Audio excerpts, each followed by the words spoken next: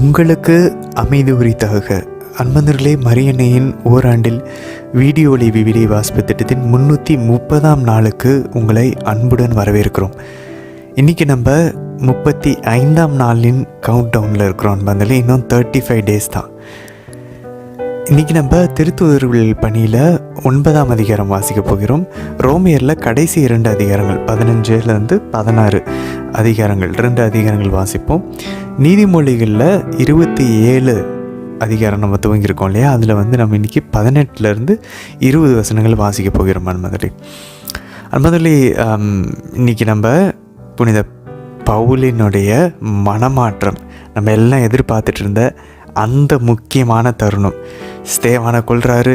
இன்றைக்கி நம்ம வாசிப்போம். அவர் கடிதத்தில் தலைமை குருக்கள் எல்லார்கிட்ட இருந்தும் பர்மிஷன் வாங்கிக்கிட்டு அவர் எல்லா கிறிஸ்தவர்களையும் அழைத்து கொண்டு வந்து எருசலேமில் அவர் அவங்க எல்லாரையும் கைது செஞ்சுட்டு ஆண்கள், பெண்கள், குழந்தைகள் எல்லாத்தையும் கொண்டு வரதுக்கு அவர் பெர்மிஷன் வாங்குறார். ஒரு வெறியோட தமஸ்கு நகரத்துக்கு அவர் கிளம்புறார். அன்பர்களே, இது இங்கே முதல் முறை அவர் இப்படி போகும்போது ஆண்டவர் அவரை எதிர்கொண்டு சந்திக்கிறார், காட்சி கொடுக்குறாரு, பேசுகிறாரு. அவர் வாழ்க்கை தலைகீழாக புரட்டி போடப்பட போகிறது. அன்பாந்தர்களே, சவுலினுடைய வாழ்வு, அவருடைய பணிவாழ்வு எல்லாமே இந்த ஒரு என்கவுண்டரில், இந்த ஒரு ஆண்டவருடைய இந்த சந்திப்பில் தான். இப்போ திருத்தூதர்கள் பணி 13லேருந்து 28 அதிகாரங்கள் ஃபுல்லாக இந்த ஒரு சந்திப்பு இன்றைக்கி ஆண்டவர் இயேசுவை சந்திக்கிறதுனால அவர் வாழ்க்கை மாறுறதுக்கு அப்புறம் என்ன நடந்துச்சு அப்படின்றதான் நம்ம மீதி திருச்சபையினுடைய அந்த 2ஆம் பகுதியை நம்ம திருத்தூதர்கள் பணியில் வாசிக்க போகிறோம். அன்பாந்தர்களே, இது திரும்பவும் புனித லூக்கா 22ஆம் அதிகாரத்தில் திருத்தூதர்கள் பணியிலையும் 26ஆம் அதிகாரத்துலையும் திரும்ப ஒரு தடவை இந்த கன்வர்ஷன் ஆஃப் சால், புனித பவுலினுடைய இந்த மனமாற்றம் வாழ்க்கையில், திருச்சபையினுடைய இந்த வாழ்க்கையில் இப்போ வரைக்கும் அதை நம்மளை பாதிச்சுக்கிட்டு இருக்காங்க. அதில் இந்த ஒரு நிகழ்வு இது திருச்சபைக்கு ஒரு டேர்னிங் பாயிண்ட்டாக அமைஞ்ச ஒரு நிகழ்வு. அன்பர்களே, இதை நீங்கள் பார்த்ததுக்கப்புறம் உண்மையாலுமே பவுலை உங்களுக்கு நேசிக்க நீங்கள் துவங்குவீங்க. ஏன் புனித பவுல் இப்படி இப்போ புதிய ஏற்பாட்டின் ஒரு தாவீதாக இருந்த ஆண்டவர் இயேசு மேலே இவ்வளோ பைத்தியமாக இருந்தார்? அவர் எதை பேசினாலும் ஆண்டவர் இயேசு, அவரால் அவர் மைண்டில் இருந்த ஆண்டவர் இயேசு எடுக்கவே முடியல. இத்தனை 13 லெட்டர்ஸ் எழுதியிருக்காரு. பிரினத்தவர்களுக்கு எல்லாம் நற்செய்தி அறிவிச்சார்கள். இன்றைக்கி நம்ம எல்லாம் கிறிஸ்டியன்ஸாக இருக்கோம்னா அது காரணம் புனித பவுலனுடைய ஊழியம் தான் வல்லமையாக. அப்போது இப்படி புனித பவுல் எப்படி இப்படி உருவானார்? அதாவது கூட நடந்த 12 சீடர்கள் அஃப்கோர்ஸ் அவங்களும் ஊழியம் பண்ணியிருக்கிறாங்க இந்த மாதிரி. ஆனால் பவுலுடைய அந்த ஒரு வெறி வேறு ஒரு லெவலில் இருக்கும். அது ஒரு வித்தியாசமான ஒரு கரிஸ்மேட்டிக்காக இருக்கும். அன்பர்களே, அது ஒரு அருங்கொடையாக இருக்கும். நம்ம அதை பார்த்துருக்கோம். அட்லீஸ்ட் நமக்கு இருக்கிற இந்த எவிடன்ஸ் படி மேபி மற்ற திருத்தூதர்களும் கண்டிப்பாக பண்ணியிருப்பாங்க. பட் ஆனால் பவுலுக்கு ஒரு வீரியம் கொஞ்சம் அதிகமாக இருக்கிறத நம்ம பார்ப்போம். ஏன்னா அவர் என்கவுண்டர் வேறு மாதிரி, நேர் எதிர் திசையில் யோனாவை போல் போயிட்டு இருந்தவர். யோனாவை எப்படி போட்டு மீன் வயிற்றில் 3 நாள் 3 இரவு ஆண்டவர் போட்டு அவரை ஒடுக்கி அவரை மாற்றினாரோ, அதே போல் புனித பவுலை இன்னைக்கு 3 நாட்கள் அவர் இருட்டில் போக வேண்டியிருக்கும். நம்ம அதை விளக்குறையில் பார்ப்போம் இன்னும் விரிவாக. ஸோ இதுதான் நம்மளும் எக்ஸ்பெக்ட் பண்ணுறோம். அதில் நம்மளும் ஆண்டவர்கிட்ட இன்றைக்கி ஒரு வாஞ்சோடைய ஆண்டவர், இப்போ நீங்கள் சவுலுடைய வாழ்க்கையை நீங்கள் எப்படி மாற்றுனீங்க, அப்போ அந்த மாதிரி எங்கள் வாழ்க்கையை மாற்றுவீங்களா? எங்களையும் நீங்கள் சந்தித்து எங்களோட பெயர்களை சொல்லி கூப்பிடுவீங்களா அப்படின்னு சொல்லி நீங்கள் ஒரு ஆர்வத்தோடு இன்றைக்கி இந்த விவிலிய இந்த திருத்தூதர்கள் பணி 9ஆம் அதிகாரத்துக்குள்ளே போக நம்ம ட்ரை பண்ணுவோம். வந்துள்ளே அது மட்டும் இல்லை, கடவுள் நம்ம ஒரு டெலிவரன்ஸ் கொடுக்குறோம், ஒரு மிராக்கிள் நம்ம கொடுக்குறாரு, ஒரு விடுதலை கொடுக்குறாரு, அவர் ஒரு ஜெபத்துக்கு அவர் ஆன்சர் கொடுக்குறாருன்னா ஆக்சுவலாக நம்ம பாருங்களேன், ஆண்டவர் அவர் ஏன் என் வீட்லேயே இது செய்ய மாட்டாரா நான் ஜெபிக்கும் போது அப்படின்னு நிறைய பேர் கேட்பாங்க. ஏன் நம்ம கூட அந்த கேள்வி இருக்கலாம். நம்ம ஏன் ஒரு கோயிலுக்கு போகணுமா, ஏன் வேளாங்கண்ணிக்கு போனதானா, ஏன் பூண்டிக்கு போனதானா, இல்லை நான் ஒரு ரெட்ரீட்டுக்கு போனதானா, நான் 4 ஜெபமால ஜெபிச்சாதானா, நான் தினமும் திருப்பலிக்கு போனதானா? அன்பர்களே, இதெல்லாம் செஞ்சால் தான் சில சமயம் கொடுப்பார்னு ஆண்டவர் முடிவு பண்ணிட்டார்னா அப்படி தான் அவர் செய்வார். இன்றைக்கி பாருங்கள், அதுக்கான எவிடன்ஸு இன்றைக்கி நம்ம பார்ப்போம். அன்பர்களே, இன்றைக்கி அதில் இருக்கக்கூடிய சவுலினுடைய மனமாற்றத்தில் இருக்கக்கூடிய ஆவிக்குரிய விஷயங்களையும் இன்றைக்கி நம்ம பார்க்க போகிறோம். உடனே பாருங்க அன்பர்களே அதோடைய எஃபெக்ட்டு. அவர் உடனே அந்த தமஸ்கு நகரத்திலேயே எங்கே அவர் போய் கிறிஸ்தவர்களை கொல்லணும் போனாவே அங்கேயே போய் கிறிஸ்து தான் உண்மையான மீட்பர் கடவுள்னு சொல்லிட்டு அறிவிக்கிறார் அன்பர்களே. எப்படி ஒரே ஒரு இன்சிடெண்ட் வாழ்க்கையை திருப்பி போட்டுச்சு பாருங்களேன். ஒரு நிகழ்வு எந்த அளவுக்கு அவர் போதிக்கிறார்னா, அவரை இன்னைக்கு கொல்றதுக்கு ட்ரை பண்ணுறாங்க யூதர்கள். உடனே சீடர்கள் அவரை காப்பாற்றி விடுறாங்க. திருப்பி அவர் எருசலேமுக்கு போகிறாரு. அங்கே இருக்கிற அப்போஸ்தலர்கள், நம்ம 12 அப்போஸ்தலர்கள் ஏற்றுக்கொள்ள மாட்டேங்கிறாங்க. ஏன்னா அவங்க பயப்படுறாங்க, இவன் எப்படி இவன் மனநாடி இருக்கிறது அவங்களே நம்ப முடியல அன்பாந்தர்களே. அப்புறம் பர்னபா, நமக்கு ஞாபகம் இருக்கா? ஏற்கனவே நம்ம பார்த்தோம் இல்லையா, லேவியர் குலத்தை சார்ந்தவர், இஸ்ரேல். அவர் கிறிஸ்தவராக மாறி இருப்பார் இல்லையா. அவர் இன்றைக்கி இந்த சவுலுக்காக பரிந்து பேசுவார். இவர் எப்படிலாம் ஆண்டவர் இவரை தொட்டு மனமாத்தினார் அப்படின்றதெல்லாம் இன்றைக்கி அவர் சொல்லிக் கொடுப்பார் நண்பர்களே. அவருடைய எஃபெக்ட் பாருங்கள், அவரால் நிறுத்த முடியல. எருசலேமில் போய்ட்டும் திரும்ப அவர் அங்கேயும் அறிவிக்கிறார். அந்த ஆண்டவர் இயேசுவை சந்தித்த அந்த சந்திப்பு, அந்த என்கவுண்டர், அந்த ஆவியானவனுடைய அந்த வல்லமை, இது எதுவுமே அவரால் நிறுத்த முடியல நண்பர்களே. ஸோ நமக்கு அந்த ஒரு வீரியம் இல்லை பாருங்கள். ஏன்னா அந்த ஒரு என்கவுண்டர் நமக்கு இன்னும் பத்த மாட்டேங்குது. ஆண்டவரை சந்திக்க மாட்டேங்கிறோம் இன்னும். அந்த ஆவியானவருடைய அந்த நிரப்புதல் இன்னும் நமக்கு அபிஷேகம் பத்த மாட்டேங்குது. அதனால நமக்கு அந்த ஸ்ட்ரென்த் இல்லை பாருங்கள். நம்ம வேலை செய்கிற இடத்துல, பக்கத்து வீட்டிலலாம் ஆண்டவர் இந்த அளவுக்கு வைராக்கியமாக நம்ம அறிவிக்க மாட்டேங்கிறோம். அப்போ நம்ம மனமாற்றம் எப்படி இருக்கணும்? டோட்டலாக டிஃப்ரெண்ட்டாக இருக்கணும். இவங்க இந்த வீடியோ ஆஸ்பத்திட்டதுக்கப்புறம் இவங்க வேறு மாதிரி இருக்கிறாங்க. இவங்க வாழ்க்கை முறை, இவங்க 4 ஜெபமேல ஜெபிக்க ஆரம்பிச்சதுக்கப்புறம் மாதா இவங்க வாழ்க்கையில் இருந்ததுக்கப்புறம் இவங்க வாழ்க்கை வேறு மாதிரி இருக்குது. அப்படி யாரும் நம்மகிட்ட ஒரு சேஞ்சு பார்க்க மாட்டேங்கிறாங்க பாருங்களேன். நம்ம கன்வர்ஷன் ஸ்ட்ராங்காக இல்லை, நம்ம மனமாற்றம். ஸோ அதெல்லாம் வேணும்னு சொல்லி இன்றைக்கி நம்ம ஜெபிப்போம் வந்தவர்களே.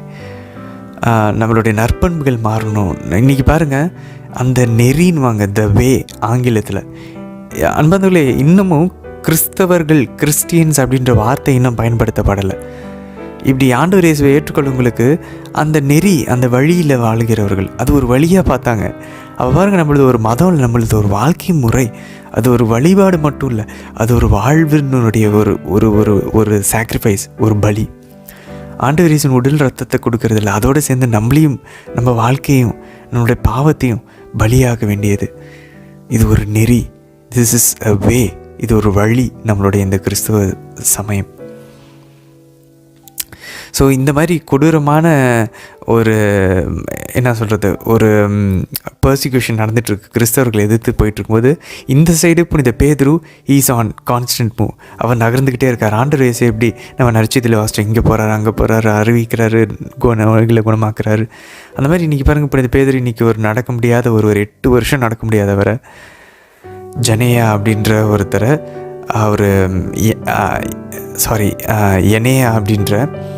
ஐனையா அப்படின்ற அவரை குணமாக்குறார் என்பதர்களே. அதே போல் அவர் பாருங்கள், இன்றைக்கி தபித்தா அப்படின்ற ஒரு பெண்ணை அவர் உயிருடன் எழுப்ப வைக்கிறார். செத்த ஒருத்தர் எழும்புறார் என்பதில் நம்ம ஆண்டவர் இயேசு மட்டும்தான் உயிர்த்தலை வச்சார்னு நினச்சிட்டு இருக்கோம். இல்லை, புனித பேதரும் உயிர்த்தலை வச்சுருக்காரு, புனித பவுலும் உயிர்த்தலை வச்சுருக்காரு. இது நமக்கு தெரியும். புனித பிரான்சிஸ் சவேரியாரும் உயிர்த்தலை வச்சிருக்கிறார் என்பதர்களே. இல்லைனாலும் யாரும் இப்படி மனமாற்றம் அடைய மாட்டாங்க. சரி, இன்றைக்கி ரோமியர் புத்தகத்தில் நம்ம என்ன பார்க்க போகிறோம்? முதல்ல இன்றைக்கி ரோமியர் புத்தகத்தில் 15ஆம் அதிகாரத்தில் பாருங்கள், புனித பவுல் தன்னையே அந்த வலிமை பெற்ற கிறிஸ்தவர்களாக அவங்கள ஒருத்தராக அவர் எண்ணிக்கொள்கிறார். வலிமை பெற்றவர்கள் யார்? பிற இனத்தவர்கள். நாங்கள் இந்த சாப்பாடு ஒழுங்குமுறைகள்லாம் நாங்கள் பின்பற்ற மாட்டோம், நாங்கள் அதெல்லாம் இல்லாமலே எங்கள் மனசாட்சி ஸ்ட்ராங்காக தான் இருக்குது அப்படின்ற மாதிரி நினைக்கிற ஒருத்தரில் அவர் அவரையே தன்னையே எண்ணிக்கொள்கிறார். பாருங்கள், இனி கிறிஸ்துவில் கிரேக்கர் இல்லை, யூதர் இல்லை, அது இங்கே அவர் காமிக்கிறார் பாருங்கள் வாழ்ந்து. ஸோ அந்த வலிமை வாய்ந்த கிறிஸ்தவர்களுக்கு, அந்த பெரியனத்தவர்களுக்கு இன்றைக்கி ரோமியர் 15 அவர் எழுதுகிறார் முதல்ல. ஸோ இந்த பலவீனமாக இருக்கக்கூடிய கிறிஸ்தவர்களை ஏற்றுக்கொள்கிறது மட்டும் இல்லை, அவங்கள அன்போடு நீங்கள் ஊக்கப்படுத்தி அவங்கள கட்டி எழுப்பணும். உங்களுடைய இதை நீங்கள் விரும்பாதீங்க, உங்களுக்கு உகந்தவற்றை நீங்கள் எப்பயுமே யோசிக்காதீங்க, மற்றவங்களுக்கு உகந்தவற்றை யோசிங்க. இது பவுலுடைய கடிதங்கள் அடிக்கடி நம்ம பார்ப்போம் நண்பர்களே. இங்கே நல்லா புரிஞ்சுக்கணும் நண்பர்களே, நீங்கள் பொறுத்து போங்கன்னு சொல்கிறது மற்றவங்களுடைய பாவங்கள் அல்ல. நல்லா புரிஞ்சுக்கோங்க, இந்த உணவு சம்மந்தப்பட்ட இந்த அவங்களுடைய இந்த மோசேவின் சட்டங்களை அவங்க பின்பற்றும் போது அதை குறித்து அவங்க பலவீனமாக இருக்கிறாங்க இல்லையா, அந்த பலவீனங்களை ஏற்றுக்கொள்ளுங்க, வலிமையற்றதை ஏற்றுக்கொள்ளுங்க அப்படின்றார். பாவத்தை நம்ம சகிச்சுட்டு போகக்கூடாது நண்பர்களே, அதை நம்ம அவங்களுக்காக ஜெபிக்கணும், அவங்கக்கிட்ட அன்போடு சொல்லணும். இது நம்மளுடைய கடமை. ஸோ இன்றைக்கி அவர் நிறைய பழைய ஏற்பாட்டினுடைய வசனங்கள்லாம் கோட் பண்ணி பிற இனத்தவர்கள் பழைய ஏற்பாட்டினுடைய அந்த உடன்படிக்கையிலே அந்த வரவிருக்கக்கூடிய அந்த மெஸ்ஸியாவின் காலத்தில் அவர்களும் மீட்படைவார்கள், அவங்களும் அந்த உடன்படிக்கையில் சேர்த்துக்கோன்றதுக்கு லைனாக நிறைய வசனங்கள் இன்றைக்கி அவர் கோட் பண்ணுறதையும் இன்றைக்கி நம்ம பார்ப்போம் நண்பர்களே. அதே போல் 16ஆம் அதிகாரத்தில் ஒரு லாங்கான ஒரு லிஸ்ட்டு, நிறைய பேருக்கு அவர் வணக்கம் செலுத்துவார், க்ரீட் பண்ணுவார். அந்த நிறைய ஒரு லிஸ்ட்டையும் இன்றைக்கி நம்ம பார்ப்போம். அதே போல் இன்றைக்கி நம்ம வாசிக்கப்போம் புனித பவுல் ஸ்பெயின் நாட்டுக்கு போகணும், அவர் எங்கெங்கெல்லாம் அவர் ஊழியம் பண்ணி முடிச்சிருக்காரு, இன்னும் எங்கெங்கெல்லாம் போகணுன்னு ஆசைப்படுறாரு, அவருடைய அந்த வாஞ்சையெல்லாம் இன்றைக்கி நம்ம பார்ப்போம். அதில் இதெல்லாம் பார்க்கும்போது சரி நம்மளும் பவுல் மாதிரி தான் வாழணும்ல அப்படின்னு உங்களுக்கு தோணணும். நம்ம எல்லாருமே அந்த மாதிரி ஒரு நம்ம குடும்பம், இந்த சாப்பாடு, இந்த இந்த இந்த சுயநல வாழ்க்கையை விட்டுட்டு வரணும்னா அது எல்லாத்தையும் இந்த பொறுப்புகள்லேருந்து வெளியே வர சொல்லலாம். அந்த பொறுப்புகளை கடவுளுக்காக செய்ய ஆரம்பிக்கணும். அதான் பார்த்தோம் இல்லையா, இனி வாழ்ந்தாலும் நம்ம கிறிஸ்துக்காக தான், இறந்தாலும் கிறிஸ்துக்காக தான். அந்த ஒரு மனமாற்றத்துக்குள்ளே வரத்துக்கு ட்ரை பண்ணுவோம் நண்பர்களே. சரி, இன்றைய தினத்திற்கான விவிலிய வாசி பகுதிக்குள்ளே நம்ம ஜெபத்தோடு இணையலாம். தந்தை, மகன், தூய ஆவியாரின் பெயராலே ஆமேன். தந்தையம் யாவியேறுவனை அழைத்து ஜெபிப்போம். அருள் நிறைந்த அன்னை மரியே வாழ்க, ஆண்டவரும் உடனே, பெண்களுக்குள் ஆசை பெற்றவர் நீரே அம்மா. உம்முடைய திருவயிற்றின் கனியாக இயேசு கிறிஸ்துவும் ஆசை பெற்றவரே. புனித அன்னை மரியே, இறைவனின் தாயே, பாவிகளாய் இருக்கிற எங்களுக்காக இப்பொழுதும் எங்கள் இறப்பின் வேலையிலும் வேண்டிக் கொள்ளும் அம்மா. ஆமேன். சுதனாகி ஆண்டவர் இயேசுவை அழைத்து ஜெபிப்போம். அருள் நிறைந்த அன்னை மரியே வாழ்க, ஆண்டவரும் உடனே, பெண்களுக்குள் ஆசை பெற்றவர் நீரே அம்மா. உம்முடைய திருவயிற்றின் கனியாகிய இயேசு கிறிஸ்துவும் ஆசை பெற்றவரே. புனித அன்னை மரியே, இறைவனின் தாயே, பாவிகளாய் இருக்கிற எங்களுக்காக இப்பொழுதும் எங்கள் இறப்பின் வேலையிலும் வேண்டிக் கொள்ளும் அம்மா. ஆமீன். தூய ஆவியானவரை அழைத்து ஜெபிப்போம். அருள் நிறைந்த அன்னை மரியே வாழ்க, ஆண்டவரும் உடனே, பெண்களுக்குள் ஆசை பெற்றவர் நீரே அம்மா. உம்முடைய திருவயிற்றின் கனியாகி இயேசு கிறிஸ்துவும் ஆசை பெற்றவரே. புனித அன்னை மரியே, இறைவனின் தாயே, பாவிகளாய் இருக்கிற எங்களுக்காக இப்பொழுதும் எங்கள் இறப்பின் வேலையிலும் வேண்டிக் கொள்ளும் அம்மா. ஆமேன். திருத்தூதர் பணிகள் அதிகாரம் 9. இதற்கிடையில் சவுல் சீறி எழுந்து ஆண்டவரின் சீடர்களை கொன்றுவிடுவதாக அச்சுறுத்தி வந்தார். தலைமை குருவை அணுகி, இந்த புதிய நெறியை சார்ந்த ஆண் பெண் யாராயிருந்தாலும் அவர்களை கைது செய்து எருசலேமுக்கு இழுத்து கொண்டு வர தமஸ்கு நகரில் உள்ள தொழுகை கூடங்களுக்கு கடிதங்களை கேட்டு வாங்கினார். இவ்வாறு அவர் புறப்பட்டு சென்று தமஸ்குவை நெருங்கிய போது திடீரென வானத்திலிருந்து தோன்றிய ஓர் ஒளி அவரை சூழ்ந்து வீசியது.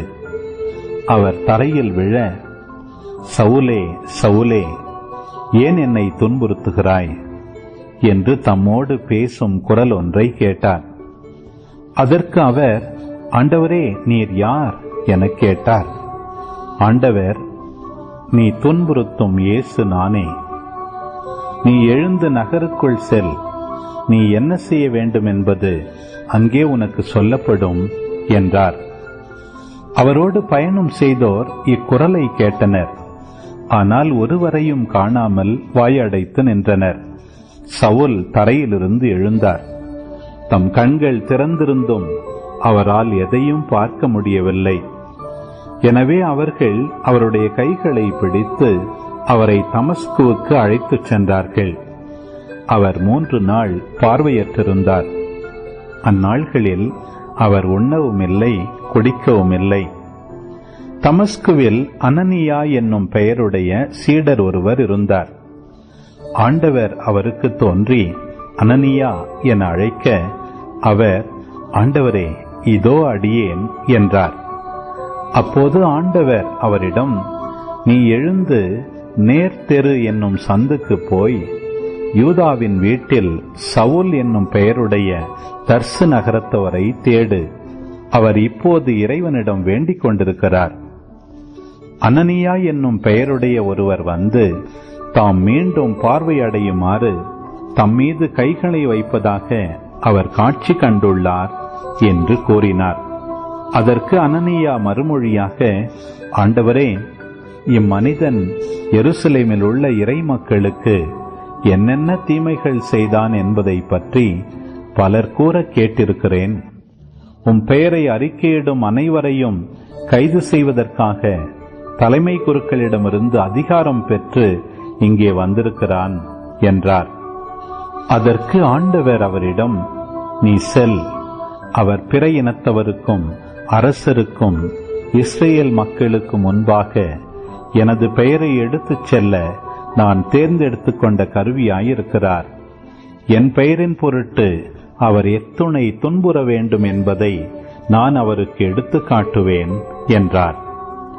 அனனியா அங்கிருந்து போய் அந்த வீட்டுக்குள் சென்று கைகளை அவர் மீது வைத்து, சகோதரர் சவுலே, நீர் வந்த வழியில் உமக்கு தோன்றிய ஆண்டவராகிய இயேசு நீர் மீண்டும் பார்வையடையவும் தூய ஆவியால் ஆட்கொள்ளப்படவும் என்னை உம்மிடம் அனுப்பியுள்ளார் என்றார். உடனே அவருடைய கண்களிலிருந்து செதில்கள் போன்றவை விழவே அவர் மீண்டும் பார்வையடைந்தார்.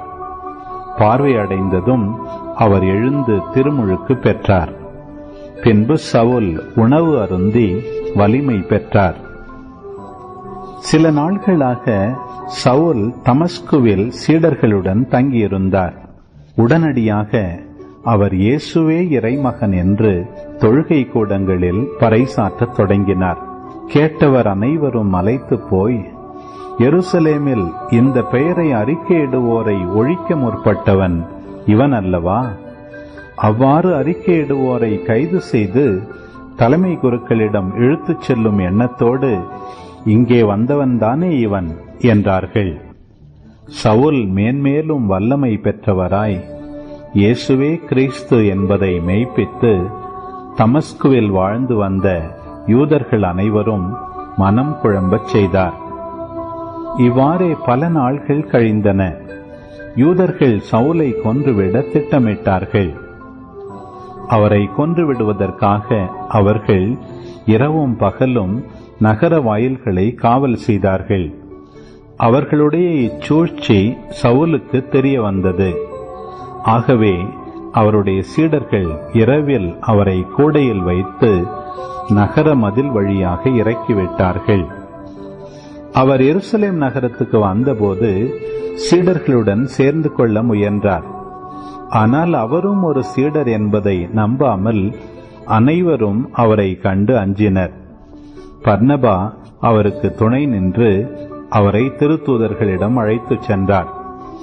பவுல் ஆண்டவரை வழியில் கண்டது பற்றியும் ஆண்டவர் அவரோடு பேசியது பற்றியும் அவர் தமஸ்குவில் இயேசுவின் பெயரால் துணிவுடன் உரையாடியது பற்றியும் பர்னபா அவர்களுக்கு விளக்கி கூறினார். அதன் பின் சவுல் அவர்களோடு சேர்ந்து எருசலேமில் அங்கும் இங்குமாக சென்று ஆண்டவரின் பெயரால் துணிவுடன் பேசி வந்தார். கிரேக்க மொழி பேசும் யூதரிடம் சென்று அவர்களோடு வாதாடினார். அவர்கள் அவரை கொன்றுவிட முயன்றார்கள். ஆனால் அவரோடு இருந்த சகோதரர்கள் இதை அறிந்து அவரை செசரியாவுக்கு கூட்டிச் சென்று அங்கிருந்து தர்சு நகருக்கு அனுப்பி வைத்தார்கள்.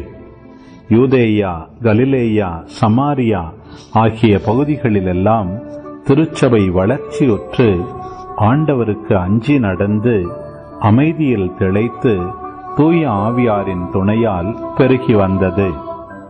பேதுரு எல்லா இடங்களுக்கும் சென்று வந்தார். ஒரு நாள் லித்தாவில் வாழ்ந்த இறைமக்களிடம் வந்து சேர்ந்தார். அங்கே அவர் 8 ஆண்டுகள் முடக்குவாதத்தால் படுக்கையில் கிடந்த ஐனேயா என்னும் பெயருடைய ஒருவரை கண்டார். அவரிடம், ஐனேயா, இயேசு கிறிஸ்துவும் பிணியை போக்குகிறார், எழுந்துவும் படுக்கையை நீரே சரிப்படுத்தும் என்று பேதுரு கூறினார். உடனே அவர் எழுந்தார். லித்தாவிலும் சாரோனிலும் வாழ்ந்து வந்தவர்கள் அனைவரும் அதை கண்டு ஆண்டவரிடம் திரும்பினார்கள். யோப்பா நகரில் தபித்தா என்னும் பெயருடைய பெண் சீடர் ஒருவர் இருந்தார். அவர் தொர்க்காய் என்றும் அழைக்கப்பட்டார். நன்மை செய்வதிலும் இரக்கச் செயல்கள் புரிவதிலும் அவர் முற்றிலும் ஈடுபட்டிருந்தார். உடல் நலம் குன்றி ஒரு நாள் அவர் இறந்துவிட்டார். அங்கிருந்தோர் அவரது உடலை குளிப்பாட்டி மேல் மாடியில் கிடத்திருந்தனர். யோப்பாவிற்கு அருகிலுள்ள லித்தாவுக்கு பேதுரு வந்திருப்பதை சீடர்கள் கேள்விப்பட்டு இருவரை அவரிடம் அனுப்பி, எங்களிடம் உடனே வாருங்கள் என்று கெஞ்சி கேட்டார்கள். பேதுரு புறப்பட்டு அவர்களோடு வந்தார். வந்ததும் அவர்கள் அவரை மேல் மாடிக்கு அழைத்துச் சென்றார்கள். கைம்பெண்கள் அவர் அருகில் வந்து நின்று, தொர்க்கா தங்களோடு இருந்தபோது செய்து கொடுத்த எல்லா அங்கிகளையும் ஆடைகளையும் காண்பித்தவாறே அழுதார்கள். பேதுரு அனைவரையும் வெளியே அனுப்பிவிட்டு முழந்தாள் படியிட்டு இறைவனிடம் வேண்டினார். அவரது உடலின் பக்கமாக திரும்பி, தபித்தா, எழுந்திடு என்றார். உடனே அவர் கண்களை திறந்து பேதுருவை கண்டு எழுந்து உட்கார்ந்தார். பேதுரு அவருடைய கையை பிடித்து எழுந்து நிற்கச் செய்தார். இறை மக்களையும் கைம்பெண்களையும் கூப்பிட்டு அவர்கள் முன் அவரை உயிருடன் நிறுத்தினார். இது யோப்பா நகர் முழுவதும் தெரிய வரவே ஆண்டவர் மீது பலர் நம்பிக்கை கொண்டனர். யோப்பாவில் உள்ள தோல் பதனிடும் சீமோன் என்பவரிடம் பேதுரு பல நாள் தங்கியிருந்தார். ரோமையருக்கு எழுதிய திருமுகம் அதிகாரம் 15. மன வலிமை கொண்டவர்களாகிய நாம் வலுவற்றவர்களின் குறைபாடுகளை தாங்கிக் கொள்ள கடமைப்பட்டிருக்கிறோம். நமக்கு உகந்ததையே தேடலாகாது. அடுத்தவருடைய நன்மைக்காகவும் வளர்ச்சிக்காகவும் செயல்பட்டு அவர்களுக்கு உகந்தவர்களாக வாழுங்கள். கிறிஸ்துவும் தமக்கு உகந்ததை தேடவில்லை. உம்மை பழித்து பேசினவர்களின் பழிச்சொற்கள் என் மீது விழுந்தன என்று மறைநூலில் எழுதியுள்ளது அல்லவா? முற்காலத்தில் எழுதப்பட்டவை அனைத்தும் நமக்கு அறிவுரையாகவே எழுதப்பட்டன. மறைநூல் தரும் மன உறுதியினாலும் ஊக்கத்தினாலும் நமக்கு எதிர்நோக்கு உண்டாகிறது. கிறிஸ்து இயேசுவின் முன்மாதிரிக்கேற்ப நீங்கள் ஒரே மனத்தினராய் இருக்குமாறு மன உறுதியையும் ஊக்கத்தையும் தரும் கடவுள் உங்களுக்கு அருள் புரிவாராக. இவ்வாறு நீங்கள் அனைவரும் ஒருமனப்பட்டு நம் ஆண்டவர் இயேசு கிறிஸ்துவின் கடவுளும் தந்தையுமானவரை ஒருவாய்ப்பட போற்றி புகழ்வீர்கள். ஆகையால் கிறிஸ்து உங்களை ஏற்றுக்கொண்டது போல நீங்களும் ஒருவரை ஒருவர் ஏற்றுக்கொள்ளுங்கள். அப்போது கடவுளை பெருமைப்படுத்துவீர்கள். என் கருத்து இதுவே: கடவுள் உண்மையுள்ளவர் என்பதை காட்டுமாறு கிறிஸ்து விருத்த சேதனம் செய்து கொண்டவர்களுக்கு தொண்டரானார். மூதாதையருக்கு தரப்பட்ட வாக்குறுதிகளை உறுதிப்படுத்தவும் பிற இனத்தார் கடவுளுடைய இரக்கத்தை பார்த்து அவரை போற்றி புகழவும் இவ்வாறு தொண்டரானார். ஆகவே பிற இனத்தாரிடையே உம்மை போற்றுவேன், உமது பெயருக்கு புகழ் மாலை சாற்றுவேன் என இதை குறித்து மறைநூலில் எழுதியுள்ளது. மேலும் வேற்றினங்களே, ஆண்டவரின் மக்களோடு மகிழுங்கள் என்றும், பிற இனத்தாரே, நீங்கள் அனைவரும் ஆண்டவரை போற்றுங்கள், மக்களினத்தாரே, நீங்கள் அனைவரும் அவரை புகழுங்கள் என்றும் எழுதியுள்ளது அல்லவா? இன்னும் ஈசாயின் குலக்கொழுந்து ஒருவர் வருவார், மக்களினங்களை ஆளும் தலைவராய் அவர் தோன்றுவார், மக்களினங்கள் அவரையே எதிர்நோக்கியிருப்பர் என்று எசாயா கூறுகிறார். எதிர்நோக்கை தரும் கடவுள் நம்பிக்கையால் உண்டாகும் பெருமகிழ்ச்சியாலும் அமைதியாலும் உங்களை நிரப்புவாராக. அவ்வாறு தூய ஆவியின் வல்லமையால் நீங்கள் இன்னும் மிகுதியான எதிர்நோக்குடன் வாழ அருள் புரிவாராக. என் சகோதர சகோதரிகளே, நீங்கள் நன்னயம் நிறைந்தவர்களாயும் எல்லா அறிவும் நிரம்ப பெற்றவர்களாயும் ஒருவர் மற்றவரை அறிவுறுத்தக்கூடியவர்களாயும் இருக்கிறீர்கள் என நான் உறுதியாக நம்புகிறேன்.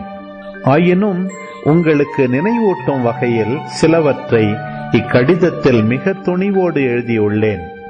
நான் கடவுளின் அருளை பெற்றவன் என்பதால் தான் அவ்வாறு எழுதினேன். அந்த அருள்தான் என்னை பிற இனத்தாருக்கு பணி செய்ய கிறிஸ்து இயேசுவின் ஊழியனாக்கிற்று. பிற இனத்தார் தூய ஆவியால் அர்ப்பணிக்கப்பட்ட கடவுளுக்கு உகந்த காணிக்கையாகும்படி அவர்களுக்கு கடவுளின் நற்செய்தியை அறிவிப்பதே என் குருத்துவ பணி.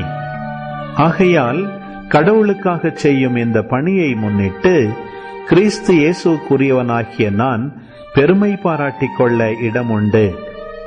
பிற இனத்தார் தமக்கு கீழ்ப்படியும் பொருட்டு கிறிஸ்து என் வழியாய் சொல்லாலும் செயலாலும் அருமடையாளங்கள் அருஞ்செயல்களின் வல்லமையாலும் கடவுளின் ஆவியின் வல்லமையாலும் செய்து முடித்தவற்றை தவிர வேறெதை பற்றியும் பேச நான் துணிய மாட்டேன். இவ்வாறு எருசலேம் தொடங்கி இல்லிரிக்கும் மாநிலம் வரை எங்கும் சுற்றி கிறிஸ்துவின் நற்செய்தியை அறிவிக்கும் பணியை முடித்துவிட்டேன். கிறிஸ்துவின் பெயரை கேள்விப்படாத இடங்களில் மட்டும் நற்செய்தி அறிவிப்பதே என் நோக்கமாயிருந்தது. ஏனெனில் வேறொருவர் இட்ட அடித்தளத்தின் மேல் கட்டி எழுப்ப நான் விரும்பவில்லை. ஆனால் தங்களுக்கு சொல்லப்படாததை அவர்கள் காண்பர், தாங்கள் கேள்விப்படாததை அவர்கள் புரிந்து கொள்வர் என்று மறைநூலில் எழுதியுள்ளது அல்லவா? எனவேதான் நான் உங்களிடம் வர பலமுறை நினைத்தும் அது தடைபட்டது. ஆனால் இப்பொழுது இந்த பகுதிகளில் எனக்கு இனி வேலை இல்லை. மேலும் நான் ஸ்பெயின் நாட்டுக்கு போகும்போது உங்களை காண வர வேண்டும் என்று பல ஆண்டுகளாகவே ஏங்கிக் கொண்டிருக்கிறேன். போகும் வழியில் உங்களை கண்டு சில நாள்களேனும் உங்களோடு தங்கி மகிழ்ந்த பின்னர் என்னை அங்கிருந்து நீங்கள் வழி அனுப்பி வைப்பீர்கள் என எதிர்பார்க்கிறேன். எனினும் தற்பொழுது இறைமக்களுக்கு செய்யப்பட வேண்டிய பொருளுதவியை முன்னிட்டு எருசலேமுக்கு புறப்படுகிறேன். எருசலேமில் வாழும் ஏழை இறைமக்களுக்கு சிறிது பொருளுதவி செய்ய மாசிதோனியா அக்காயா மாநிலத்தார் முன்வந்துள்ளனர். ஆம், மனமுவந்து முன்வந்துள்ளனர். எருசலேமில் வாழும் இறை மக்களுக்கு உண்மையில் பிற இனத்தார் கடன்பட்டவர்களே. எவ்வாறெனில் ஆவிக்குரிய கொடைகளில் இவர்கள் அவர்களின் பங்காளிகளாயினர். அதற்கேற்ப உடலை சார்ந்த தேவைகளில் அவர்களுக்கு ஊழியம் செய்ய இவர்கள் கடமைப்பட்டவர்கள் அல்லவா? எனவே தண்டல் செய்த தொகையை நானே அவர்களிடம் பொறுப்பாய் ஒப்படைத்துவிட்டு என் வேலை முடிந்த பின்னர் உங்கள் ஊரின் வழியாக ஸ்பெயினுக்கு போவேன். அப்போது கிறிஸ்துவின் நிறைவான அருளாசியோடு உங்களிடம் வருவேன் என்பது உறுதி. சகோதர சகோதரிகளே, நம் ஆண்டவர் இயேசு கிறிஸ்துவை முன்னிட்டும் தூய ஆவி நம் உள்ளத்தில் பொழிந்துள்ள அன்பை முன்னிட்டும் நான் உங்களை கேட்டுக்கொள்வது, எனக்காக கடவுளிடம் வேண்டி என் போராட்டத்தில் எனக்கு துணை செய்யுங்கள். யூதேயாவில் நற்செய்தியை ஏற்றுக்கொள்ளாதோரிடமிருந்து என்னை காப்பாற்றுமாறும், நான் எருசலேமில் செய்ய போகும் பொருளுதவி இறை மக்களுக்கு உகந்ததாயிருக்குமாறும் வேண்டுங்கள். இவ்வாறு கடவுளின் திருவுளத்தால் மகிழ்ச்சியுடன் நான் உங்களிடம் வந்து ஓய்வு எடுக்க இயலுமாறு எனக்காக வேண்டிக் கொள்ளுங்கள். அமைதி தரும் கடவுள் உங்கள் அனைவரோடும் இருப்பாராக. ஆமேன். ரோமையருக்கு எழுதிய திருமுகம் அதிகாரம் 16. நம் சகோதரியாகிய பெய்பாவை குறித்து நற்சான்று அளிக்க விரும்புகிறேன். இவர் கெங்கிரேயாவில் இருக்கும் சபையில் திருத்தொண்டராயிருக்கிறார். இறை மக்களுக்கு ஏற்றவாறு ஆண்டவரின் பெயரால் அவரை வரவேற்று அவருக்கு தேவையான உதவி செய்யுங்கள். ஏனெனில் அவரும் பலருக்கு உதவி செய்திருக்கிறார், எனக்கும் உதவி செய்திருக்கிறார். கிறிஸ்து இயேசுவுக்காக என்னோடு சேர்ந்து உழைக்கின்ற பிரிஸ்காவுக்கும் அக்கிலாவுக்கும் என் வாழ்த்து. அவர்கள் என் உயிரை காக்க தலை கொடுக்கவும் முன்வந்தார்கள். அவர்களுக்கு நான் நன்றி செலுத்த கடமைப்பட்டிருக்கிறேன். நான் மட்டுமல்ல, பிற இனத்து திருச்சபைகள் அனைத்துமே நன்றி செலுத்த கடமைப்பட்டிருக்கின்றன. அவர்கள் வீட்டில் கூடும் திருச்சபைக்கும் வாழ்த்து சொல்லுங்கள். என் அன்பார்ந்த எப்பைனத்துக்கும் வாழ்த்து கூறுங்கள்.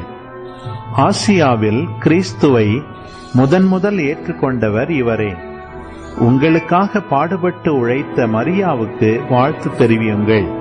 என் உறவினர்களும் உடன் கைதிகளுமான அந்திரோனிக்கு, யூனியா ஆகியவர்களுக்கும் என் வாழ்த்துக்கள். திருத்தூதர்களுள் இவர்கள் பெயர் பெற்றவர்கள். இவர்கள் எனக்கு முன் கிறிஸ்தவர்கள் ஆனார்கள். ஆண்டவருக்கு உரியவரான என் அன்பார்ந்த அம்பிலியாத்துக்கு வாழ்த்துக்கள். கிறிஸ்துவுக்காக உழைக்கும் என் உடன் உழைப்பாளரான உர்பானுக்கும் என் அன்பார்ந்த ஸ்தாக்கிக்கும் வாழ்த்து சொல்லுங்கள். அப்பெர்லுக்கும் என் வாழ்த்து. இவர் தகைமை வாய்ந்த ஒரு கிறிஸ்தவர். அரிஸ்தோபல் குடும்பத்தைச் சேர்ந்தவர்களுக்கு வாழ்த்து தெரிவியுங்கள். என் உறவினரான எரோதியோனுக்கு வாழ்த்து சொல்லுங்கள். நர்கிசு குடும்பத்தில் உள்ள ஆண்டவருடைய அடியார்களுக்கு என் வாழ்த்து. ஆண்டவருக்காக உழைக்கும் திரிபேனாவுக்கும் திரிபோசாவுக்கும் என் வாழ்த்து. அன்பார்ந்த பெர்சிக்கும் என் வாழ்த்துகள். இவரும் ஆண்டவருக்காக மிகவும் பாடுபட்டு உழைத்தார். ஆண்டவர் பணிக்கென தேர்ந்தெடுக்கப்பட்ட ரூபுக்கும் அவர் அன்னைக்கும் வாழ்த்து கூறுங்கள். அவருடைய அன்னை எனக்கும் அன்னை போன்றவர். அசிங்கிரித்து, பிலகோன், எர்மசு, பத்திரோபா, எர்மா ஆகியோருக்கும் அவர்களோடு இருக்கும் சகோதர சகோதரிகளுக்கும் வாழ்த்து கூறுங்கள். பிலலோகு, யூலியா, நேரேயு, அவருடைய சகோதரி ஒலிம்பா ஆகியோருக்கும் அவர்களோடு இருக்கும் இறை மக்கள் எல்லாருக்கும் என் வாழ்த்துகள். தூய முத்தம் கொடுத்து ஒருவர் மற்றவரை வாழ்த்துங்கள். கிறிஸ்துவின் எல்லா சபைகளும் உங்களுக்கு வாழ்த்து கூறுகின்றன. சகோதர சகோதரிகளே, நான் உங்களிடம் வேண்டுவது, நீங்கள் கற்றுக்கொண்ட போதனையை மீறி பிரிவினைகளையும் தடைகளையும் உண்டாக்குகிறவர்களை குறித்து கவனமாயிருங்கள். அவர்களை விட்டு விலகுங்கள். ஏனெனில் இத்தகையோர் நம் ஆண்டவர் கிறிஸ்துவுக்கு ஊழியம் செய்யவில்லை, தங்களுடைய வயிற்றுக்கே ஊழியம் செய்கிறார்கள். இவர்கள் என் சொல் பேசி முகமன் கூறி கபடற்ற உள்ளத்தினரை ஏமாற்றுகிறார்கள். நீங்கள் நற்செய்தியை பின்பற்றி வாழ்கிறீர்கள் என்பது எல்லாருக்கும் தெரிந்திருக்கிறது. எனவே உங்களை குறித்து மகிழ்ச்சி அடைகிறேன். எனினும் நீங்கள் நன்மை செய்வதில் ஞானமுடையவர்களாயும் தீமை என்றால் என்னையென்றே தெரியாத கபடற்றவர்களாயும் இருக்க வேண்டும் என விழைகிறேன். அமைதி தரும் கடவுள் சாத்தானை உங்கள் காலடியில் நசுக்கி போடுவார். நம் ஆண்டவர் இயேசுவின் அருள் உங்களோடு இருப்பதாக. என் உடன் உழைப்பாளரான திமோத்தேயுவும் என் உறவினர்களான லூகியோ, யாசோன், சோசிபத்தர் ஆகியோரும் உங்களுக்கு வாழ்த்து கூறுகின்றனர். இந்த திருமுகத்தை எழுதி கொடுத்த தெர்த்தியு ஆகிய நான் ஆண்டவருக்கு உரியவன் என்னும் முறையில் உங்களுக்கு வாழ்த்து கூறுகிறேன். நான் தங்குவதற்கும் சபையினர் அனைவரும் ஒன்று கூடுவதற்கும் தம் வீட்டில் இடமளிக்கிற காயு உங்களுக்கு வாழ்த்து சொல்லுகிறார். நகரத்தின் பொருளாளரான எரஸ்தும் நம் சகோதரனாகிய குவர்த்தும் உங்களுக்கு வாழ்த்து கூறுகிறார்கள். இயேசு கிறிஸ்துவை பற்றி நான் பறைசாற்றும் நற்செய்திக்கு ஏற்ப வாழ கடவுள் உங்களை உறுதிப்படுத்த வல்லவர். ஊழி காலமாக மறைபொருளாக இருந்த இந்த நற்செய்தி இப்பொழுது வெளிப்படுத்தப்பட்டுள்ளது. இறைவாக்கினர் வாயிலாக இது நமக்கு தெளிவாகியுள்ளது. என்றும் வாழும் கடவுளின் கட்டளைப்படி எல்லா மக்களினங்களுக்கும் அது தெரிய வந்துள்ளது. இதனால் அவர்கள் நற்செய்தியை கேட்டு நம்பிக்கை கொள்வர். ஞானமே உருவாகிய கடவுள் ஒருவருக்கே இயேசு கிறிஸ்துவின் வழியாய் என்றென்றும் மாட்சி உரித்தாக்குக. ஆமென். நீதிமொழிகள் அதிகாரம் 27. அத்திமரத்தை காத்து பேணுகிறவருக்கு அதன் கனி கிடைக்கும். தம் தலைவரை காத்து பேணுகிறவருக்கு மேன்மை கிடைக்கும். நீரில் ஒருவர் தம் முகத்தை காண்பார், அதுபோல தம் உள்ளத்தில் ஒருவர் தம்மை காண்பார். பாதாளமும் படுகுழியும் நிறைவு பெறுவதே இல்லை, ஒருவர் கண்களின் விருப்பமும் நிறைவு பெறுவதில்லை. ஆமீன். ஆண்டவரே, இந்த நாளுக்கான இந்த அழகான இறைவார்த்தை பகுதிக்காக நன்றி செலுத்துகிறோம் அப்பா. ஆண்டவரே, இன்று சவுலை நீங்கள் மனமாற்றி இந்த நிகழ்வை நாங்கள் இன்றைக்கி வாசித்தோம் அப்பா. ஆண்டவரே, நாங்கள் எல்லாருமே சவுலை போல தான் இருக்கிறோம் அப்பா. சவுல் எப்படி யூத மதத்தில் ஒரு வெறியாக சுற்றிட்டு இருந்தாரோ, அந்த மாதிரி நாங்கள் ஒவ்வொரு பாவத்தில் நாங்கள் வெறியாக சுற்றிட்டு இருக்கோம்ப்பா. சில பேர் தலக்கணத்தில் இருக்கிறோம் சவுலை போல் வெறித்தனமாக, சில பேர் உலக மயமாக இருக்கிறோம், சில பேர் வேலையில், சில பேர் பணத்தில், சில பேர் சாப்பாட்டில், இச்சையில், சோம்பேறித்தனத்தில். ஆண்டவரே, எங்கள் வாழ்க்கை மாறணும் அப்படின்னா நாங்கள் உங்களை எதிர்கொள்ளணும், உங்களை நாங்கள் சந்திக்கணும். சவுல் எப்படி உங்களை சந்திச்சதுக்கப்புறம் அவர் வாழ்க்கை டோட்டலாக கம்ப்ளீட்டாக ஒரு யூ-டர்ன் எடுத்துச்சோ, அதே போல் எங்களுடைய வாழ்க்கையை மாறணும் ஆண்டவரே. It will not happen unless we encounter you. உங்களை நாங்கள் சந்திக்காமல் இது நடக்கவே நடக்காது ஆண்டவரே. எங்களை நீங்கள் எப்பப்பா வந்து சந்திப்பீங்க? இன்று அந்த தபிதாவை உயிர்த்தலை செய்தது போல் எங்களுடைய இறந்து போன இந்த வாழ்க்கை உலகமயமாக போயிட்டுருக்கு எங்கள் வாழ்க்கை. எப்போ நீங்கள் உயிர்த்தலேருந்து புது வாழ்வாடையே செய்வீங்க அப்பா? எப்போ நாங்கள் உங்கள் கூட வாழ்வோம்? பவுலை போல் சந்தோஷமாக உங்களோட நாங்கள் எப்போ ஆண்டவரே துன்பங்களை அனுபவிப்போம்? எங்களுக்கு அந்த நாளை சீக்கிரம் கொண்டு வாங்கப்பா. தந்தை, மகன், தூய ஆவியாரின் பெயராலே ஆமேன். வந்து இன்றைக்கி பாருங்கள், திருத்தூதர்கள் பணி 9ஆம் அதிகாரம் 1ஆம் வசனத்தில், இந்த புதிய நெறியை சார்ந்த ஆண் பெண் யாராக இருந்தாலும் அவர்களை கைது செய்து எருசலேமுக்கு இழுத்து கொண்டு வர தமஸ்கு நகருக்கு தொழுகை கூடங்களுக்கும் கடிதங்களை கேட்டு வாங்கினார். அன்பர்களே, அந்த வே ஆங்கிலத்தில் பார்த்திங்கன்னா த வே, இந்த புதிய நெறியை சார்ந்த ஆண்கள் பெண்கள். அன்பர்களே, இதை வந்து என்ன சொல்கிறாங்க அப்படின்னா, இதை ஏர்லியர் மூமெண்ட்டில் இந்த திருத்தூதர்கள் பணிகள் ஃபுல்லாமே இதுதான் கோட் நேம். கிறிஸ்தவர்களுக்கு இதுதான் பேர், கோட் பேர். இதுதான் வந்து ஒரு ரகசிய பேர், இந்த நெறியை சார்ந்தவர்கள்.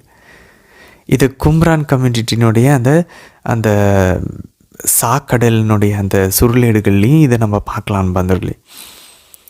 ஸோ இது எங்கே ஃபோக்கஸ் ஆகுது அப்படின்னு பார்த்தோன்னா, எஸ்ஐயா 40ஆம் அதிகாரம் 3ஆம் வசனத்தில், மிசவின் காலத்தில் ஆண்டவருக்கான அந்த வழியை ஆயத்தம் செய்யுங்கள், அந்த நெறியை, the way of the lord. So அந்த மிசேவின் காலத்தில் ஆண்டவருக்கான அந்த வழியை ஆயத்தம் செய்கிறாங்க பாருங்க. அந்த வழி தான் இதாக பார்க்குறாங்க மனவர்களே. அது மட்டும் இல்லை, இது வந்து இந்த விடுதலை பயணத்தில் 13ஆம் அதிகாரம் 21ஆம் வசனத்தில் இதுதான் முக்கியமான ஒரு டேர்ம். ஆண்டவருடைய பாதை, ஆண்டவர் ஒரு பயணம், ஒரு விடுதலை பாதையை அவர் உருவாக்குகிறார்.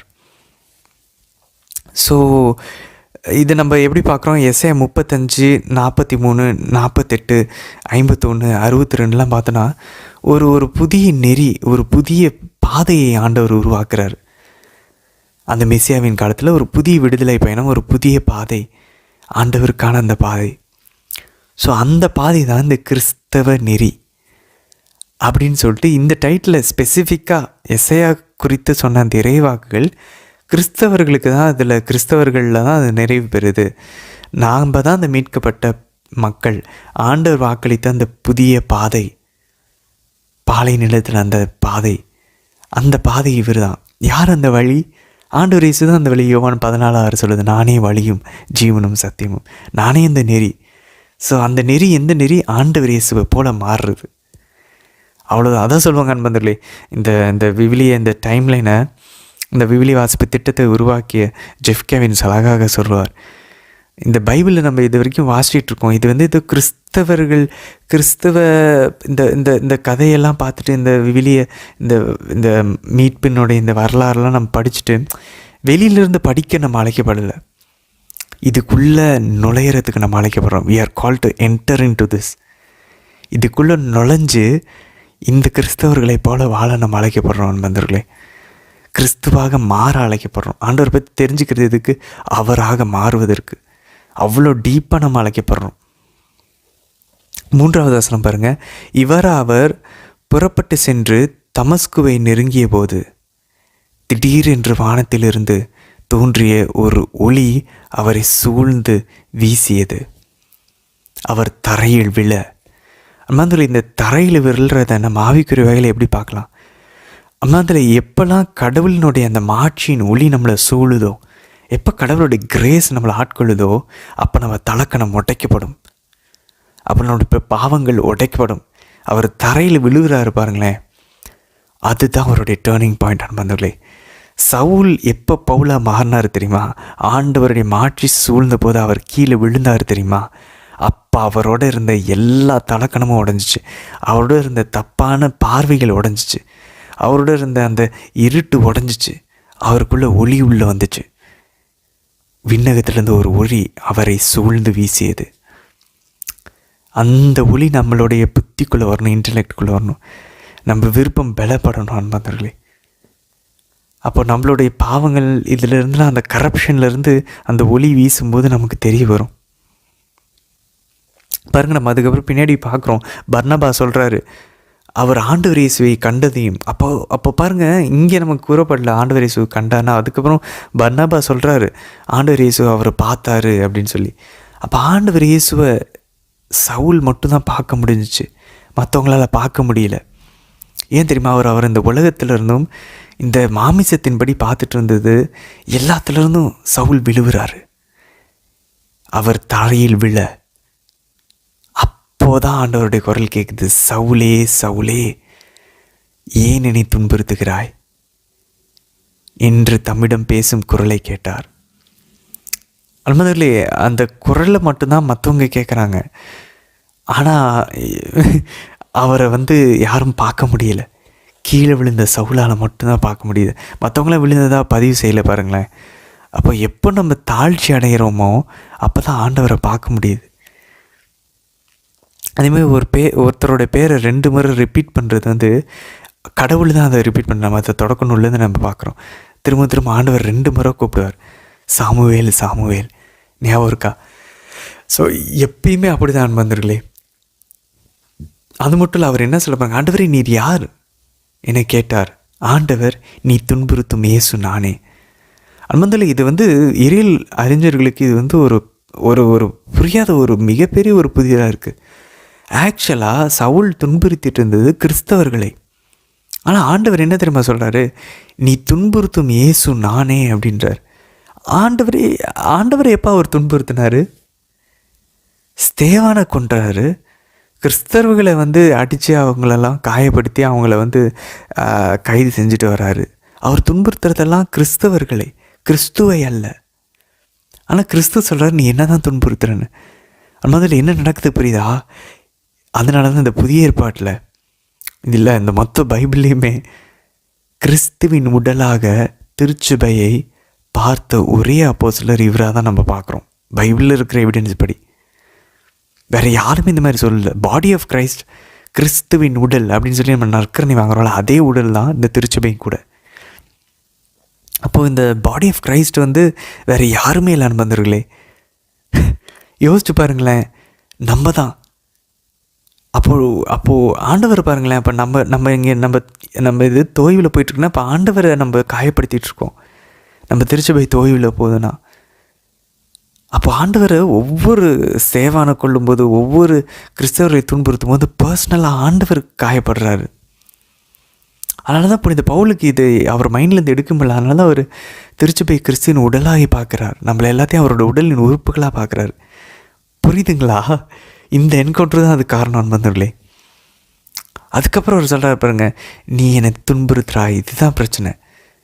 இப்போது பாவத்தை வெளிப்படுத்தினதுக்கப்புறம், அவருடைய கரப்ஷன் அவர் தெரிஞ்சதுக்கப்புறம் அடுத்த பகுதிக்கு போகிறார். இப்போ நீ எப்படி மனம் திரும்பணும்னு நான் சொல்கிறேன். 6ஆம் வசனம் பாருங்கள். நீ எழுந்து நகருக்குள் செல். நீ எந்த நகரில் போய் கிறிஸ்தவர்களை கொல்லணும்னு நினச்சோ அந்த நகருக்கு நீ போ. யாரெல்லாம் நீ கைதியை கைப்பிடிச்சு விலங்க மாட்டி அவங்கள இழுத்துட்டு வரணும்னு நினச்சோ அதே நகரத்துக்கு நீ போ. நீ என்ன செய்ய வேண்டும் என்பதை அங்கே உனக்கு சொல்லப்படும். அது மாதிரி இப்போ புரியுதா? ஆண்டவர் டைரெக்டாக பேசுகிறாரு. ஆண்டவரே அங்கேயே சொல்ல மாட்டேங்கிறாரு என்ன செய்யணும்னு. நீ அந்த இடத்துக்கு போனால் அதுக்கப்புறம் சொல்கிறேன் அப்படின்றார். அங்கே போயிட்டு இவர் அந்த 3 நாள் ஜெபிக்கிறார். அப்போ தான் சொல்கிறாரு என்ன நடக்கும் அப்படின்னு. ஏன் அந்த மாதிரி பண்ணணும்? அப்போ புரியுதுல, நம்ம ஒரு சில விஷயங்களில் ஆண்டவர் சொன்னார்னா நீ இங்கே போ, அப்போ தானா நம்ம அந்த கீழ்ப்படிதலோட தாழ்ச்சியோடு போனால் தான் நமக்கு அந்த விடுதலை கிடைக்கும், அந்த அற்புதம் கிடைக்கும். இவர் கண்ணுக்கு தெரியல பாருங்கள். 8ஆம் வசனம் பாருங்கள். சவுல் தரையில் இருந்து எழுந்தார். இந்த எழுவுறது எதை குறிக்குது? அவருடைய இப்போ புது வாழ்வு பெற்று அவர் எழும்புகிறார். கிறிஸ்துவை கண்ட அந்த பவரில் எந்திரிக்கிறார். இப்போ வேற ஒரு மனுஷனாக மாறக்கூடிய அந்த அந்த அந்த ஒரு ப்ராசஸ் ஸ்டார்ட் ஆகிடுச்சு. அந்த ஒரு பயணம் துவங்கி விட்டது. சவுல் பவுலாய் மாற வேண்டிய பயணம் ஸ்டார்ட் ஆகிடுச்சு. சவுல் தரையிலிருந்து எழுந்தார். தம் கண்கள் திறந்திருந்தும் அவரால் எதையும் பார்க்க முடியவில்லை. ஏன் தெரியுமா? இது வரைக்கும் உலகத்தை பார்த்துட்டு இருந்தார். இப்போ கடவுளை பார்த்துட்டாரு, கடவுளுடைய மாட்சியை பார்த்துட்டாரு. இப்போ அதுதான் அவருடைய மொத்த உலகமும் ஆயிடுச்சு. உலகம் இனி ஒன்றுமே இல்லை. அதனால அவர் சொல்லுவார், கிறிஸ்துவின் பொருட்டு எல்லாவற்றையும் நான் குப்பையை கருதுகிறேன் அப்படின்றாரு பிலிப்பியருக்கு எழுதப்பட்ட திருமுகத்தில். ஏன்? ஏன்னா அப்படி அந்த அந்த அந்த ஆண்டவருடைய ஒளி, அந்த மாட்சி அவ்வளோ வல்லமையானது.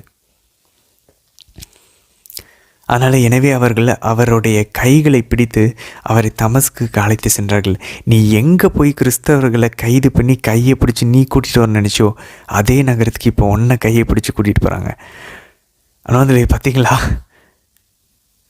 அவருடைய கண்கள் பார்த்துட்டு இருந்தப்ப அவர் குருடராக இருந்தார். இப்போ அவர் குருடர் ஆகிட்டார். கண்ணு தெரியாமல் அவர் பார்வை இழந்துட்டார் பாருங்க. இப்போ அவருக்கு உண்மையாலுமே கண்ணு தெரிய ஆரம்பிக்குது. சிம்சோன், ஏலி எல்லாம் ஞாபகம் வருது ஆன்மாந்தர்களே. பார்வை தெரிஞ்சிட்டு இருந்தப்ப அவங்க பாவம் செஞ்சுட்டு இருந்தாங்க. சவுல் பார்வை தெரிந்து கொண்டு இருந்தப்ப பாவம் செஞ்சுட்டு இருந்தாங்க. பார்வை இழக்கிறார்கள். அப்போ தான் தெரியுது உண்மை என்னான்னு. அப்போ நம்ம கண் இந்த உலகத்தில் பார்த்துட்டு இருக்கும்போது எதுவுமே நமக்கு தெரியாது ஆன்மாந்தர்களே. நமக்கு இதுதான், நம்ம எப்போ கண்ணு மூடி நம்ம ஆண்டவரோட வாழ்க்கையை தியானிக்க ஆரம்பிக்கிறோமோ அப்போ தான் ட்ரூத் நமக்கு ரிவீல் ஆக ஆரம்பிக்குது, உண்மை நமக்கு தெரிய ஆரம்பிக்குது. உலகத்தை பார்த்துட்டு இருந்தால் உலகத்தின் போகில் தான் நம்ம போவோம். கண்களை மூடி கடவுளை வாழ்க்கையை பார்க்க ஆரம்பிக்கணும், ஜெபமாலையில் தியானிக்க ஆரம்பிக்கணும். அப்போ தான் கடவுளை பற்றி நம்ம தெரிஞ்சுக்க ஆரம்பிப்போம். 9ஆம் வசனம் பாருங்கள். அவர் 3 நாள் பார்வையற்றி இருந்தார். அந்நாள்களில் அவர் உண்ணவும் இல்லை, குடிக்கவும் இல்லை. அதிலேயே யோனா எப்படி அந்த இருட்டில் கண்ணு தெரியாமல் இருந்தாரோ அதுதான் அவருடைய கன்வர்ஷன். அங்கே தான் உருவானார் யோனான்ற ஒரு இறைவாக்கினர். அப்புறம் வெளியே போய் ப்ரீச் பண்ணுறாரு, எல்லாம் மனமாறுறாங்க. அப்போ சவுலுக்கு அதே 3 நாள் தேவைப்பட்டிருக்கு. அதில் நீங்கள் ஒரு சில பேர் சொல்லி கேள்விப்பட்டிருக்கேன். நீங்கள் ஒரு சில பேருக்கு இந்த மாதிரி 3 நாள், அதுவும் குறிப்பாக தண்ணி இல்லாமல் நீங்கள் ஃபாஸ்டிங் இருந்து பாருங்களேன், உங்கள் உடம்பு அப்படியே ஒரு மாதிரி ட்ரை ஆகி கட்டாயி டெட் பாடி ஆகிறத நீங்கள் பார்ப்பீங்க. அந்த அளவுக்கு இதை சால்ஸ் ஃபாஸ்ட் அப்படின்னு சொல்லுவோம். சவுலினுடைய உபவாசம் இது. 3 நாள் சாப்பாடும் சாப்பிடாமல் தண்ணி குடிக்காமல். அதாவது சுத்தமாக பேலன் இருக்காதான் முதல்ல. நீங்கள் காலை எடுத்து வைக்கணும்னு நினைப்பீங்க, காலை நகர்த்த கூட முடியாது, அவ்வளோ டயர்டாகும். பாருங்கள் 11ஆம் வசனம். நீ எழுந்து நேர்த்தெரு என்னும் சந்துக்கு போய் யூதாவின் வீட்டில் சவுல் என்னும் பெயருடைய தர்சு நகரத்தவரை தேடு, அவர் இப்பொழுது இறைவனிடம் வேண்டிக் கொண்டிருக்கிறார். அதில் அனனியாவுக்கு இதை சொல்கிறாரு. அவர் ஒரு அப்போஸ்தலர்கள், அவர் பாருங்கள் கையை வச்சு அவர் குணமாக்குறாருன்னா அவர் ஒரு கிட்டத்தட்ட ஒரு 1000 அந்த ஒரு அபிஷேகத்தில் இருக்கிறார். கைகளை வைக்கிறார், ஆவியானவர் இறங்குறார், ஞானஸ்தானம் கொடுக்குறார். ஸோ இது ஒரு பிஷப்புடைய ஒரு ஒரு அதிகாரத்தை நம்ம இங்கே பார்க்குறோம். அன்பார்ந்தவர்களே, அவருக்கு பாருங்கள், பவுல் எந்த அளவுக்கு அவருடைய ஃபாஸ்டிங்கும் அவருடைய அந்த ஜெபமும் வல்லமையாக இருந்திருக்குன்னா அவருடைய ஜெபத்துக்கு பதிலாக தான் அனனியாவை அனுப்புகிறார். அப்போ அவர் அங்கே போனோன்னே இப்போ தமஸ்கு நகரத்துக்கு போனோன்னு என்ன பண்ணணும்? ஜெபிக்கணும். அன்பார்ந்தவர்களே, அப்போது சவுலுக்கு 3 நாள் தேவைப்பட்டுச்சு. ஆண்டவர் இயேசு 30 நாள் இருந்தார். தாவீது 30 வயசில் தான் அவர் அரசரானார். மோசேவுக்கு 40 வருஷம் தேவைப்பட்டுச்சு. நம்ம அந்த மாதிரி எல்லா மூதாதையர்களையும் பார்க்குறோம். எல்லாருக்கும் ஒரு குறிப்பிட்ட டைம் தேவைப்பட்டுச்சு. அவங்கள உருவாக்குறதுக்கு, உடச்சி உருவாக்குறதுக்கு. சவுலுக்கு 3 நாள் இன்டென்ஸான பீரியடு. ஏன்னா அவருக்கு ஸ்பெஷலாக கடவுளுடைய அருள் இருந்துச்சு. இன்னாசியாருக்கு 10 மாதம், அசிசியாருக்கு பல வருடங்கள். அன்பந்தோலி அப்போ எல்லா புனிதர்களுக்கும் ஒரு பீரியட் இன்டென்ஸாக போனாங்க. அதுக்கப்புறம் நம்ம நார்மலாக இருக்கலாம். நம்ம அந்த ஒரு வெறித்தனமான ஒரு மனமாற்றத்துக்குள்ளே நம்ம நுழைய மாட்டேங்கிறோம். பாவங்களை உட்காந்து எழுதி அதுக்கு பரிகாரம் பண்ணுறது, உபவாசம் இருக்கிறது, ஜெபிக்கிறது, இதை செய்ய ஆரம்பிக்கணும். நம்ம அந்த ஐநோ நம்ம பொதுநிலை வாழ்வில் இது கஷ்டம் அப்படின்னு, பட் ஸ்டில் அதை நம்ம எப்படியாவது பண்ணுறதுக்கு ட்ரை பண்ணணும். அதுக்கப்புறம் பாருங்கள், அவர் நம்மளால் எதுவும் பண்ண முடியல அப்படின்னாக்க ஒரு 7 நாள், ஒரு 9 நாள் ஏதோ ஒன்று, ஒரு 4 ஜெபமாலை ஜெபிக்க ட்ரை பண்ணணும், பரிகாரம் செய்ய ஆரம்பிக்கணும். அதுக்கப்புறம் ஒரு உதவி அனுப்புகிறாரு பாருங்கள். அவர் ஜெபத்தினாலையும் பரிகாரத்தினாலையும் உபவாசத்தினாலையும் தான் அவர் அங்கே அனனியாவுக்கு ஆண்டவர் காட்சியில் தோன்றுறாரு, நீ இதை போய் செய்யணும். 12ஆம் வசனத்தில் பாருங்கள், அனனியா எதிர்க்கிறார். அனனியா என்னும் பெயருடைய ஒருவர் தாம் மீண்டும் பார்வை அடையுமாறு தம் மீது கைகளை வைப்பதாக அவர் காட்சியில் கண்டுள்ளார். முதல்ல அப்போ பவுலோடைய ஃபாஸ்டிங்க்கும் ப்ரேயருக்கும் ஒரு எஃபெக்ட் கிடச்சிருச்சு பாருங்களேன். அப்போது தண்ணி குடிக்காமல் சாப்பிடாமல் 3 நாள் அவ்வளோ வெறித்தனமாக வேண்டின ஜெபத்துக்கு எஃபெக்ட் கிடச்சிச்சு பாருங்கள் நண்பர்களே. நீங்கள் ட்ரை பண்ணி பாருங்களேன், இது ரொம்ப பவர்ஃபுல்லாக இருக்கும். அதை நம்ம நினைக்காத வகையில் நம்ம என்னென்னமோ பிளான் பண்ணியிருப்போம். ஆனால் உண்மையிலே கடவுளுடைய ஒரு ஆவிக்குறி விஷயத்துக்காக, அதுவும் வைங்க, உலக விஷயத்துக்காக வைக்க வேண்டாம் தயவு செஞ்சு. ஒரு ஆவிக்குறி விஷயத்துக்காக இது நீங்கள் ஹெவியாக இந்த ஃபாஸ்டிங் இருந்து பாருங்களேன். ஏதாவது லீவ் டைமில் நீங்கள் வேலைக்கு போகாத டைமாக பார்த்து தேர்ந்தெடுத்து இருந்து பாருங்கள். ஒரு ஸ்பெசிஃபிக்கான ஒரு பாவத்தை விட்டு வெளியே வரத்துக்கு அந்த எஃபெக்ட் வீணாக போகவே போகாது. சவுலுக்கு கிடச்சிச்சு பாருங்கள். அவர் காட்சியில் பார்த்துட்டார், அவர் கண் எப்படி தெரிய போகுதுன்றது ஆண்டவர் வெளிப்படுத்திட்டார். ஆண்டவர் இரக்கமுள்ளவர். அவரால் இப்படிப்பட்ட நம்மளே தாழ்த்தி கொண்டு ஆண்டவர்கிட்ட இந்த உபவாசம் இருக்கும்போது அவரால் அது தடுக்க முடியாது. அவர் இறங்கி வந்துடுவார் இரக்கத்தோட. 14ஆம் வசனம் பாருங்கள். அனனியா எதிர்க்கிறாரு, ஆண்டவரே இப்படிலாம் அவன் எப்படிலாம் பண்ணான் தெரியுமா, உங்களுக்கு உங்கள் மக்களை எவ்வளோ துன்புறுத்தினா தெரியுமா. ஆண்டவர் சொல்லார் பாருங்கள் 15-14, நீ செல், அவர் பிற இனத்தவருக்கும் அரசர்களுக்கும் இஸ்ரேல் மக்களுக்கும் முன்பாக எனது பெயரை எடுத்து செல்ல நான் தேர்ந்து கொண்ட கருவியாய் பாத்திரமாய் அவர் இருக்கிறார். என் பெயரின் பொருட்டு அவர் எத்தனை துன்புறப்பட வேண்டும் என்பதையும் நான் அவருக்கு எடுத்து காட்டுவேன். அன்பர்களே பாருங்களேன், இது கடைசியாக அவர் எவ்வளோ துன்பப்படுவார். இப்படி இந்த பவுலோட லெட்டர்ஸ் நம்ம வாசிக்க தான் போகிறோம்ல. இப்போ தான் முதல் கடிதம் வாசி முடிக்க போகிறோம், நீங்கள் முடிச்சிட்டோம். இன்னும் மீதி 12 கடிதங்கள் இருக்குல்ல. ஆண்டவர் அவருக்காக எவ்வளோ துன்பங்கள் வச்சுருந்தார். ஒன்று அவர் செஞ்ச பாவத்திற்கு, இன்னொன்று அவர் அவரே சொல்லுவார், கிறிஸ்து இயேசு பட வேண்டிய அந்த துன்பங்களை நான் என் உடலில் ஏற்று சுமந்து கொள்கிறேன். அப்படின்னா நான் ரிடெம்டிவ் சஃபரிங், ஆண்டவருடைய பாடுகளோடு இவர் இணைஞ்சு அங்கே இவர் அந்த பாடுகளை இவர் படுகிறார் அன்பர்களே. அதை திருத்துவதற்கு பணி 14ஆம் அதிகாரம், 16ஆம் அதிகாரம், 21ஆம் அதிகாரம் எல்லாத்துலேயும் பார்ப்போம். இப்படி பவுல் அவ்வளோ துன்பங்கள், அவ்வளோ எதிர்ப்புகள், அவ்வளோ சாட்டியடிகள். அவரே சொல்வார், ஒரு லிஸ்ட்டு போடுவார் பாருங்கள். அதுக்கப்புறம் 2 கொரிந்தியரில் நம்ம வாசிப்போம், ஒரு பெரிய லிஸ்ட்டு, கிட்டத்தட்ட ஒரு 20 கஷ்டங்களை அவர் சொல்லுவார். சாட்டையடி, தூக்கமின்மை, ஆடையின்மை, குளிர், என்னென்னமோ அவர் சொல்லுவார் அன்பர்களே. அவ்வளோ துன்பங்களை அவர் ஆண்டவருக்காக அனுபவிச்சிருக்காரு. எல்லாத்துக்கும் எங்கேருந்து இருந்துச்சு பவர்?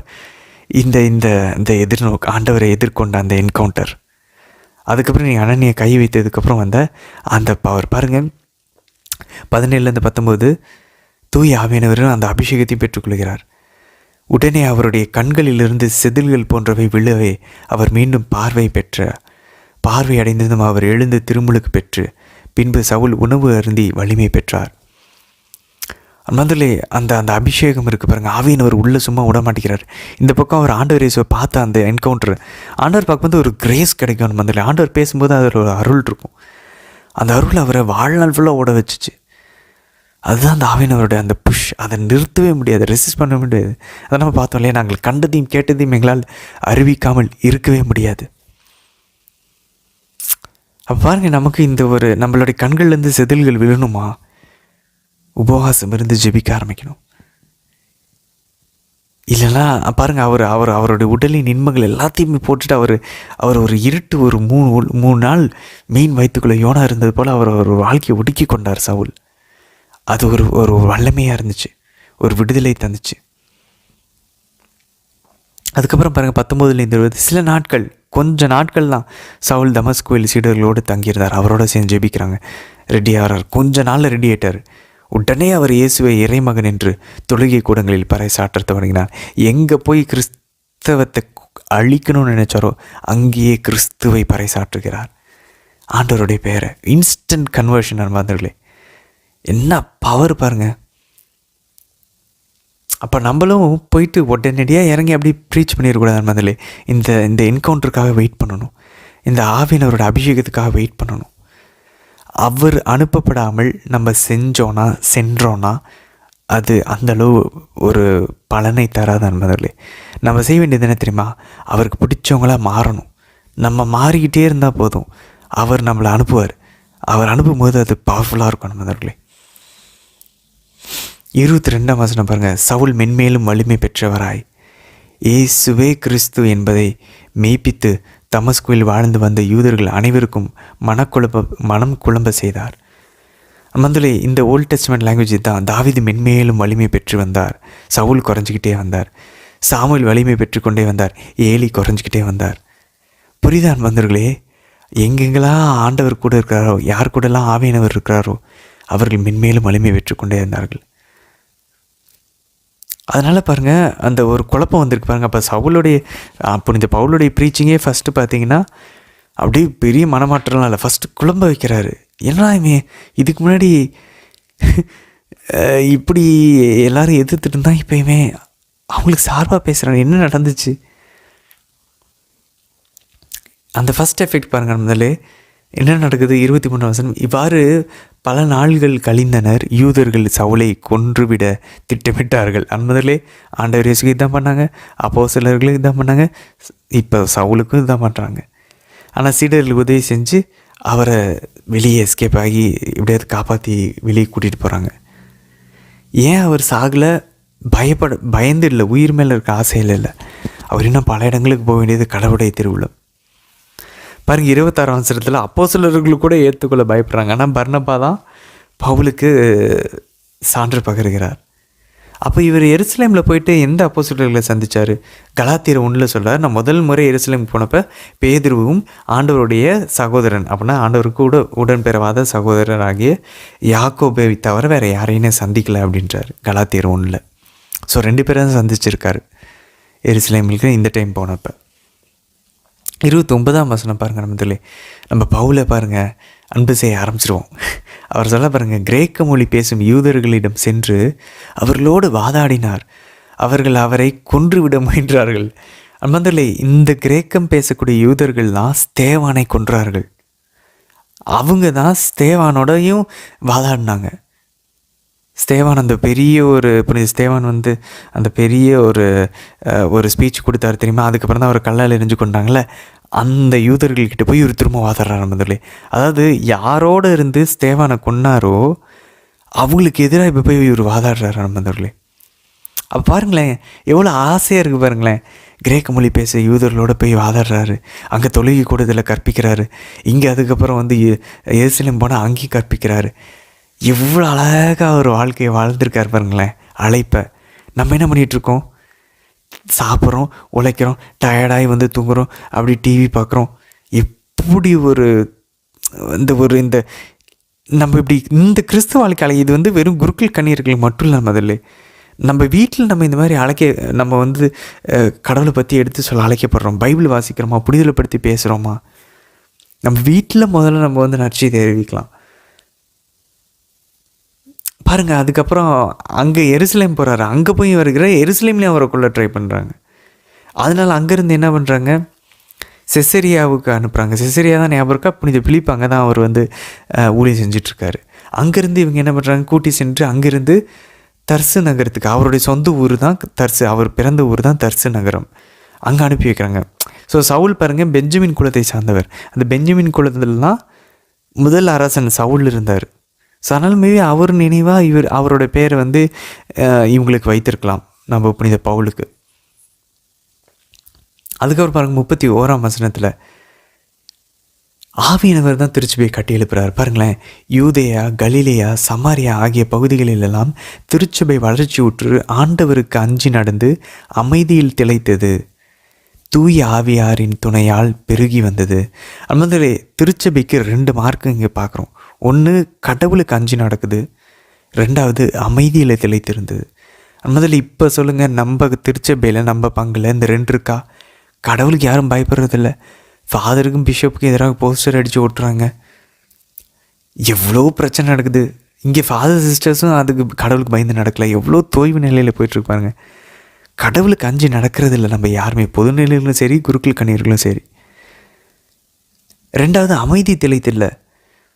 நமக்குள்ளேயே எவ்வளோ முரண்பாடுகள். இந்த ஜபக்குழு, அந்த பக்தி குழு, அந்த பக்த குழு கூட எவ்வளோ முரண்பாடுகள். நாங்கள் இந்த இடத்துல இருப்போம், எங்களுக்கு தான் இந்த ரூமு, தாழ்ச்சி இல்லை, எதுவுமே இல்லை அன்பர்களே. அப்போ நம்ம எவ்வளோ உள்ளார்ந்த அளவில் நம்ம மனமாற வேண்டியிருக்கு பாருங்களேன். அதுக்கப்புறம் 35ஆம் வசனம் பாருங்கள்.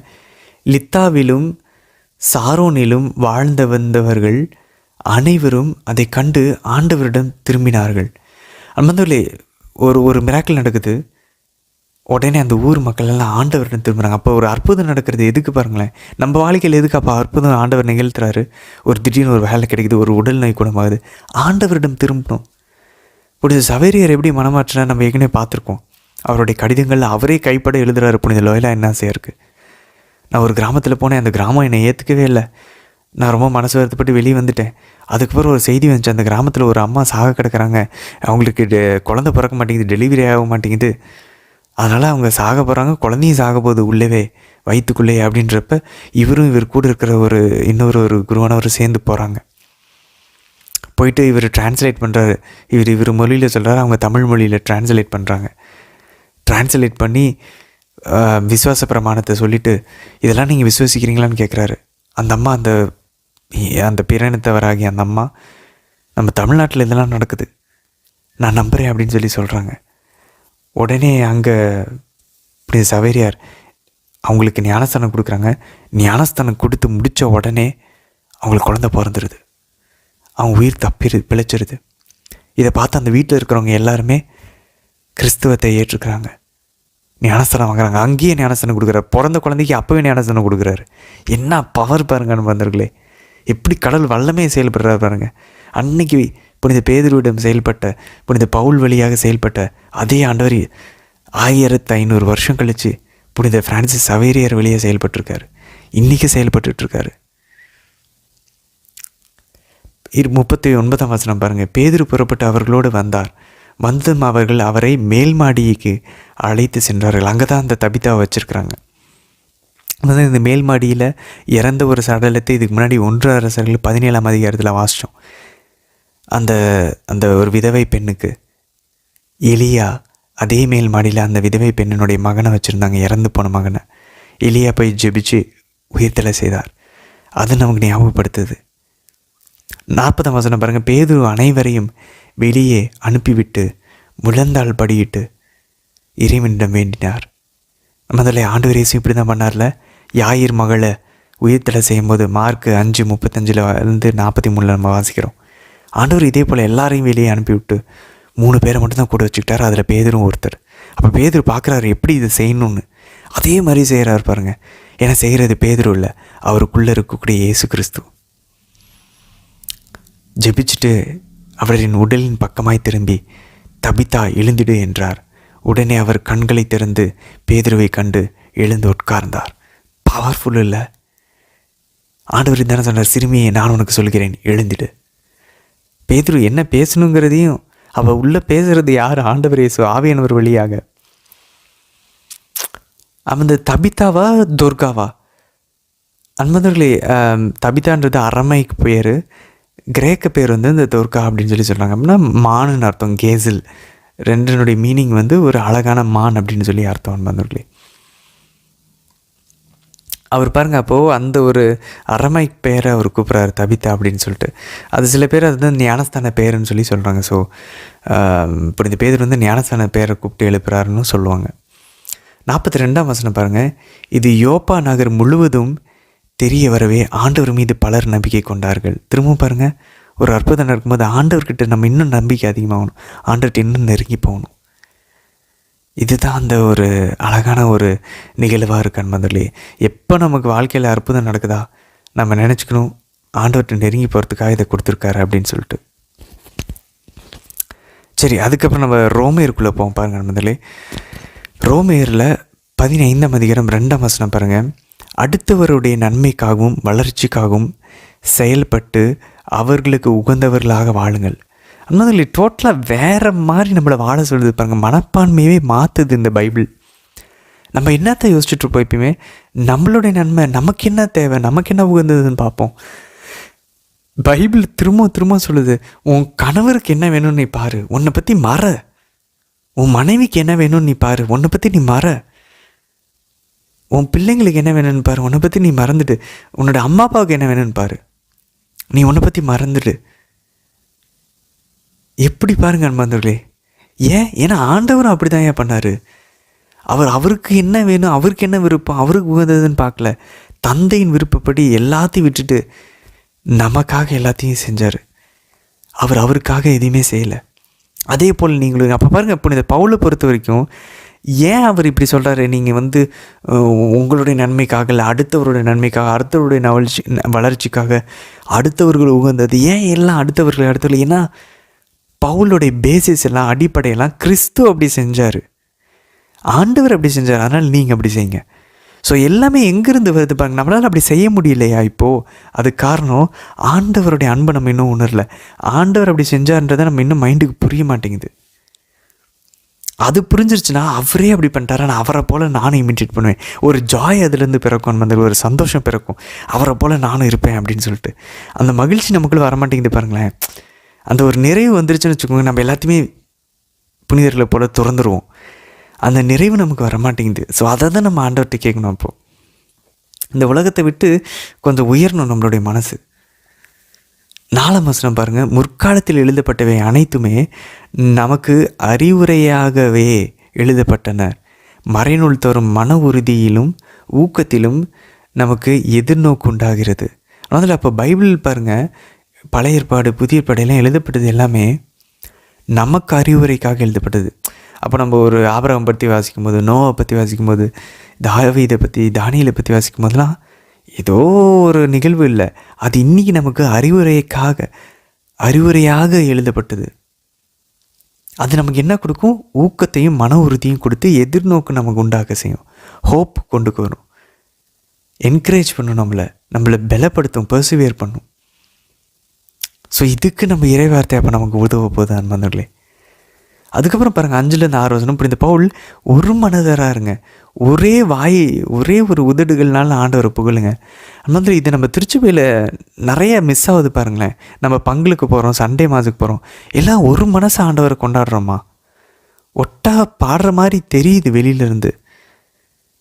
ஆனால் நம்ம ஒரு மனவாட்டியாக இந்த நம்ம பங்கு சண்டே மாசு மணவாளனாகி ஆண்டவர் இயேசுக்காக பாடல்கள் பாடுறோமா, ஒரு பதில் உரையை சொல்கிறோமா, திருப்பலியில் நம்மளாம் ஒரே மனசாக இருக்கிறோமா, ஒரே குடும்பன்ற ஒரு ஃபீலில் இருக்கா? எல்லாம் ஒவ்வொருத்தரும் பிளவுபட்டு ஒவ்வொருத்தரும் ஒவ்வொரு ஆசையில் இருக்கிறோம். ஏன்னா எல்லாருக்கும் ஈக்குவலாக பைபிள் தெரியல, எல்லாருக்கும் ஈக்குவலாக ஆவியானவர் அவங்க கேட்டு பெற்றுக்கொள்ள ஜெபிச்சு எவ்வளோ பிரச்சனைகள் இருக்குது பாருங்க மந்திரங்களே. முதல்ல அப்போது பங்கில் ப்ராப்ளம் இருக்கா? ஃபாதரை பங்கு பேரவை மக்கள் எதிர்க்கிறாங்க, இந்த பக்த குழு அந்த கொயரை பிரச்சனை பண்ணுறாங்க, குடும்பத்தில் ப்ராப்ளம் இருக்கா? இதெல்லாம் வெளியில் நம்ம ப்ராப்ளம் பார்த்துட்ருக்கோம். உள்ள பிரச்சனை மனசு நமக்கு ஒரு மனசாக இல்லை, ஒரு உடலாக இல்லை, ஆண்டவருடைய உடலாக இல்லை, ஒரு வாயா உதடுகள்னால ஆண்டவரை புகழ மாட்டேங்கிறோம். அப்போது நம்ம we are divided in our hearts, நம்மளோட இதயங்கள் பிளவுபட்டிருக்கு. அதுதான் பிரச்சனையாக இருக்குது. அப்போ ஆதி திருச்சபையில் அது இல்லை பாருங்கள், அந்த பிளவு இல்லை. அதுக்கப்புறம் பாருங்கள், ஒரு 9-12 வசனங்களில் தொடர்ந்து 4 பழைய ஏற்பாட்டினுடைய அந்த மேற்கோள்களை அவர் காட்டுறாரு. திருப்பாடல் 18:49. அதுக்கப்புறம் செப்டஜன் கிரேக்க மொழிபெயர்ப்பை தான் அவங்க பயன்படுத்துகிறாங்க பாருங்கள். அவர் கோட் பண்ணுறாரு புனித பவுல். இணையச்சட்டம் 32:43, திருப்பாடல் 117:1, எசாயா 11:10, இதெல்லாம் எடுத்து அவர் கோட் பண்ணி என்ன சொல்கிறாரு? பழைய உடன்படிக்கையிலுமே இந்த பிறனத்தவர்களை ஆண்டவர் தன்னுடைய தேர்ந்தெடுக்கப்பட்ட இனமாக இஸ்ரேலில் சேர்க்கிறதுக்கு அவர் அப்போவே அவர் முன்குறித்திருந்தார், அவர் திட்டமிட்டிருந்தார் அப்படின்றத இந்த புதிய உடன்படிக்கையின் காலத்தில் இதெல்லாம் செய்ய போகிறார் அப்படின்றதுக்கு அவர் ப்ரூவ் பண்ணி காட்டுறார் என்பதில்லை பழைய ஏற்பாட்டில் இருந்து. அதுக்கப்புறம் 13ஆம் வசனம் பாருங்கள். எதிர்நோக்கை தரும் கடவுள் நம்பிக்கையால் உண்டாகும் பெரும் மகிழ்ச்சியாலும் அமைதியாலும் உங்களை நிரப்புவாராக. மந்தலி நமக்கு இந்த மகிழ்ச்சியும் அமைதியும் பாருங்கள், திரும்ப திரும்ப ஜாய் அண்ட் பீஸ், இது நமக்குள்ளே வரணும் அன்பர்களே. அவ்வாறு தூய ஆவியின் வல்லமையினால் நீங்கள் என்றும் மிகுதியான எதிர்நோக்குடன் வாழ அருள் புரிவராக. அன்பர்களே, இந்த மகிழ்ச்சியும் இந்த அமைதியும் தூய ஆவியினோட வல்லமை இருந்தால் தான் நமக்கு கிடைக்கும். இதை கடவுள் மட்டும்தான் நமக்கு இதை கொடுக்க முடியும். இது இல்லைன்னா நம்ம கிறிஸ்டின் லைஃப் போர் அடிச்சிடணும் அந்தல. அப்போ இதுக்காக நம்ம ஜெபிக்கணும். அந்த மகிழ்ச்சியும் எதிர்நோக்கும் அமைதியும் தரந்தரலும் ஆண்டவரேன்னு சொல்லி நமக்கு ஜெபிக்கணும். இதெல்லாம் ஸ்பெசிஃபிக்காக கேட்கணும் அதில். கேட்டால் தான் நமக்கு கிடைக்கும் போல். எனக்கே இப்போ இதை வாசிக்கும்போது இப்போ தான் தெரியுது இதெல்லாமே. நம்ம கேட்கணும், ஆண்டவரே மகிழ்ச்சியை தாங்க, அமைதியை தாங்கன்னு. என்னென்னமோ கேட்குறோம், ஏன் இதை கேட்க மாட்டேங்கிறோம்? இதை தான் ஸ்பெசிஃபிக்காக கேட்கணும், மற்றது எல்லாமே போயிடும். இதை கேட்டோன்னு வச்சுக்கோங்களேன், இது எதுவுமே இல்லாமல் நமக்கு கிடச்சிரும். பொருள் இருந்தாலும் உடல் சுகம் இருந்தாலும் இல்லைனாலும் மகிழ்ச்சியும் அமைதியும் நம்மளை விட்டு போகவே போகாது.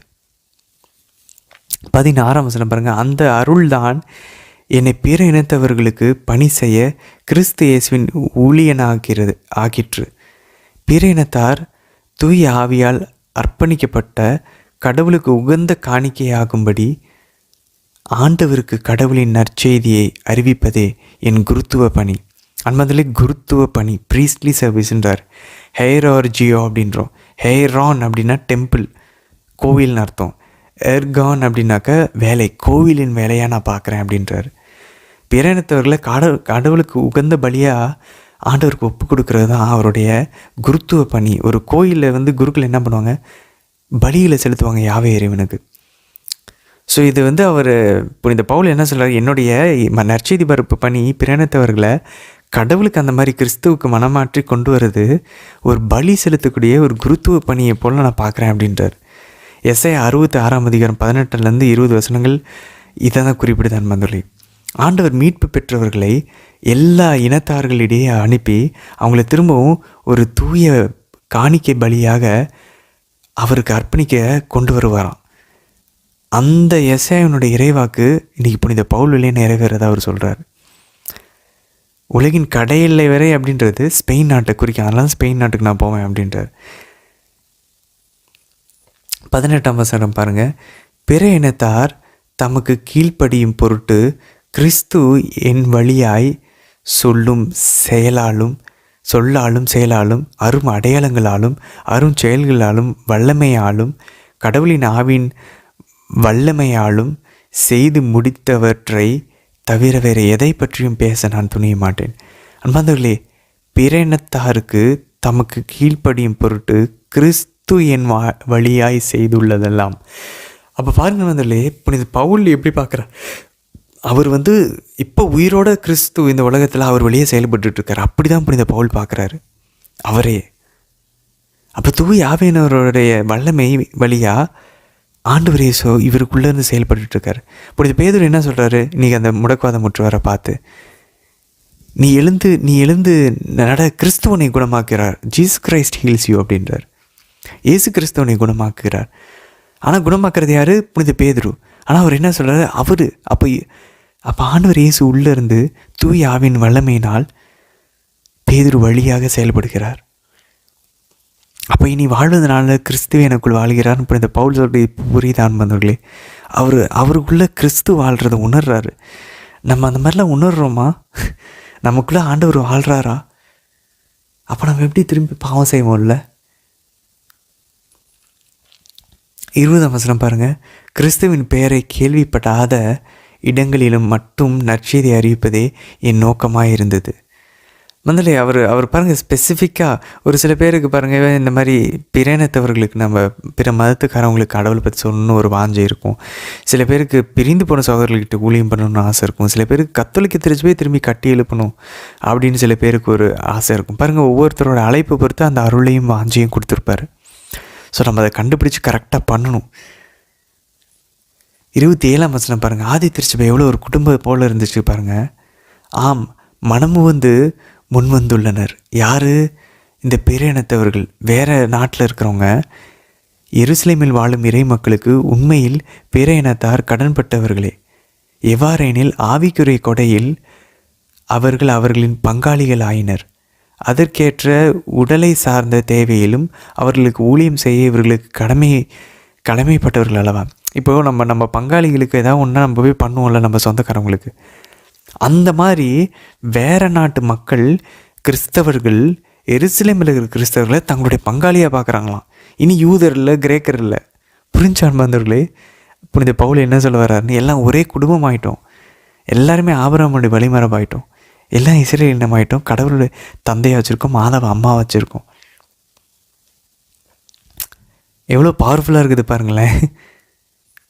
30ஆம் வசனம் பாருங்கள், சகோதர சகோதரிகளே, நம் ஆண்டவர் இயேசு கிறிஸ்துவை முன்னிட்டு தூய ஆவி நம் உள்ளத்தில் பொழிந்துள்ள அன்பை முன்னிட்டும், ஆண்டவர் இயேசு கிறிஸ்துவின் முன்னிட்டும் தூய ஆவி நம் உள்ளத்தில் பொழிந்துள்ள அன்பை முன்னிட்டும் நான் உங்களை கேட்டுக்கொள்வது, எனக்காக கடவுளிடம் வேண்டி என் போராட்டத்தில் எனக்கு துணை செய்யுங்கள். முதல்ல புனித பவுல் அவருக்காக ஜெபிக்க சொல்லி கேட்குறாரு. இது எந்த வகையில் வந்து நம்ம சிலை விலை பலவும், நம்ம போய் மாதாவை வந்து ஜெபிக்க சொல்லி கேட்டால் அது எந்த வகையில் தப்போம். பவுல் வந்து திருச்சி போய் ஆளுங்களை ஜெபிக்க சொல்லி கேட்கும்போது நம்ம ஏன் மாதாவை புனிதர்களை ஜெபிக்க சொல்லி கேட்கக்கூடாது? அவர் எதை முன்னிட்டு கேட்குறாரு பாருங்கள் அந்த வேண்டுதலை, எனக்காக வேண்டிக் கொள்ளுங்க. எதை முன்னிட்டு? ஆண்டவர் இயேசு கிறிஸ்துவை முன்னிட்டும் தூய ஆவி நம் உள்ளத்தில் பொழிந்துள்ள அன்பை முன்னிட்டும் நான் உங்களை கேட்டுக்கொள்வது. அப்போ ஆண்டவர் இயேசு கிறிஸ்துவும் தூய ஆவியும் அருளக்கூடிய அந்த அன்பு, இதை கிறிஸ்துவின் அன்புன்னு சொல்லலாமா? இதை தான் முன்ன பவுல் என்ன சொன்னார், கிறிஸ்துவின் அன்பிலிருந்து எது என்னை பிரிக்கும்? இன்னலா, இடையரா, இடையூறா, இல்லை சாவான்னு கேட்குறாரு பாருங்க. அப்போ செத்துட்டா கூட அது இந்த ஆண்டவர் இயேசு கிறிஸ்துவின் தூய ஆவி நம் உள்ளத்தில் பொழிந்துள்ள அந்த அன்பிலிருந்து நம்மளை பிரிக்க முடியாது. அப்போது புனித பவுல் இப்போ இறந்து போயிட்டார். அவர் கிறிஸ்துவின் அன்பிலிருந்து அவரை வந்து பிரிக்க முடியாது. நம்ம அதே கிறிஸ்துவின் அன்பில் தான் நம்மளோட உள்ளத்திலும் பொழியப்பட்டிருக்கு. இப்போ இந்த அன்பை முன்னிட்டு நம்ம ஏன் புனித பவுலை வந்து வேண்டி கேட்கக்கூடாது? ஆண்டவர் இயேசுவை முன்னிட்டும் தூய ஆவி நம் உள்ளத்தில் பொழிந்துள்ள அன்பையும் முன்னிட்டும், நம்மனா என்ன, அவர் பாருங்க, நம்மன்னு சொல்லும்போது அவரையும் திருச்சபையும் ஒன்றா சேர்த்து சொல்கிறாரு புனித பவுல். நம்ம உள்ளத்தில் பொழிஞ்சிருக்கிற அன்பு அப்படின்னா எல்லாரோட உள்ளத்தையும் ஒரே அன்பு பொழியப்பட்டிருக்கு. அந்த அன்புனால எல்லாம் ஒரே உள்ளத்தாராக இருக்கிறாங்க. அப்போ புனித பவுல் இறந்துட்டா கூட சாவு அந்த அன்பிலிருந்து அவரை பிரிக்காது. அப்போ நம்ம அந்த அன்பு ஒரே உள்ளத்தோராக நம்மளை வச்சுருக்கோம். அப்போ நான் அந்த ஒரே உள்ளத்தில் இருக்கும்போது என் உள்ளத்தில் இருக்கக்கூடிய புனித பவுலிடம்னு நான் ஜெபிக்கலாம். அப்போ இன்னும் அந்த உள்ளத்தினுடைய அம்மா தேவமாதா கிட்ட நம்ம மற்ற புனிதர்கள்கிட்ட ஏன் ஜெபிக்கக்கூடாது? இப்போ புரியுதா நண்பர்களே, கிறிஸ்துவின் அன்பிலிருந்து பிரிப்பது சாவும் இல்லை, எதுவுமே இல்லை. அந்த அன்பை முன்னிட்டு நம்ம புனித பவுலிடமும் தேவமாதாவிடமும் புனிதர்களிடமும் இந்த அப்போஸ்தலர்கிட்ட வேணால் நம்ம கேட்கலாம், ஜெபிக்க சொல்லி. இப்போ கூட கனெக்ட் பண்ணலாம். அவங்க இறந்துட்டாலும் அவங்க நம்மளை விட்டு பிரியல. நம்ம எல்லாம் ஒரே மனசாக இருக்கிறோம், ஒரே உடலாக இருக்கிறோம். செத்ததுக்கப்புறம் அவங்க கிறிஸ்தின் உடல்லேருந்து பிரிக்கப்பட மாட்டாங்க. அவங்க இன்னும் அந்த மறை உடலில் ஒரே உறுப்பினராக தான் இருக்கிறாங்க. பவுல் எப்படி உறுப்பினராக இருக்கிறோம், அதே போல் நம்மளும் இருக்கிறோம். 2000 வருஷம் முன்னாடி இருந்த திருத்தூதர்கள் இருந்த அதே உறுப்பினர் உடம்பில் தான் நம்மளும் இருக்கிறோம் உறுப்பினர்களாக. சரி, 16ஆம் வசனத்தில் பாருங்கள். முதல்ல நம்ம சகோதரிகளாகிய பெயிபாவை குறித்து நற்சான்று அளிக்க விரும்புகிறேன்.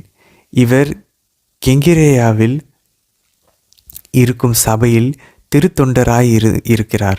முதல்ல இந்த திருத்தொண்டராய்ன்றது கிரேக்கத்தில் டயக்னோஸ் அப்படின்ட்டுருக்கு. அப்படின்னா டீக்கன்னஸ், நம்ம டீக்கன் அப்படின்னு சொன்னோம் இல்லையா, அந்த டீக்கனுடைய ஒரு பெண்பாலினமாக பார்க்குது.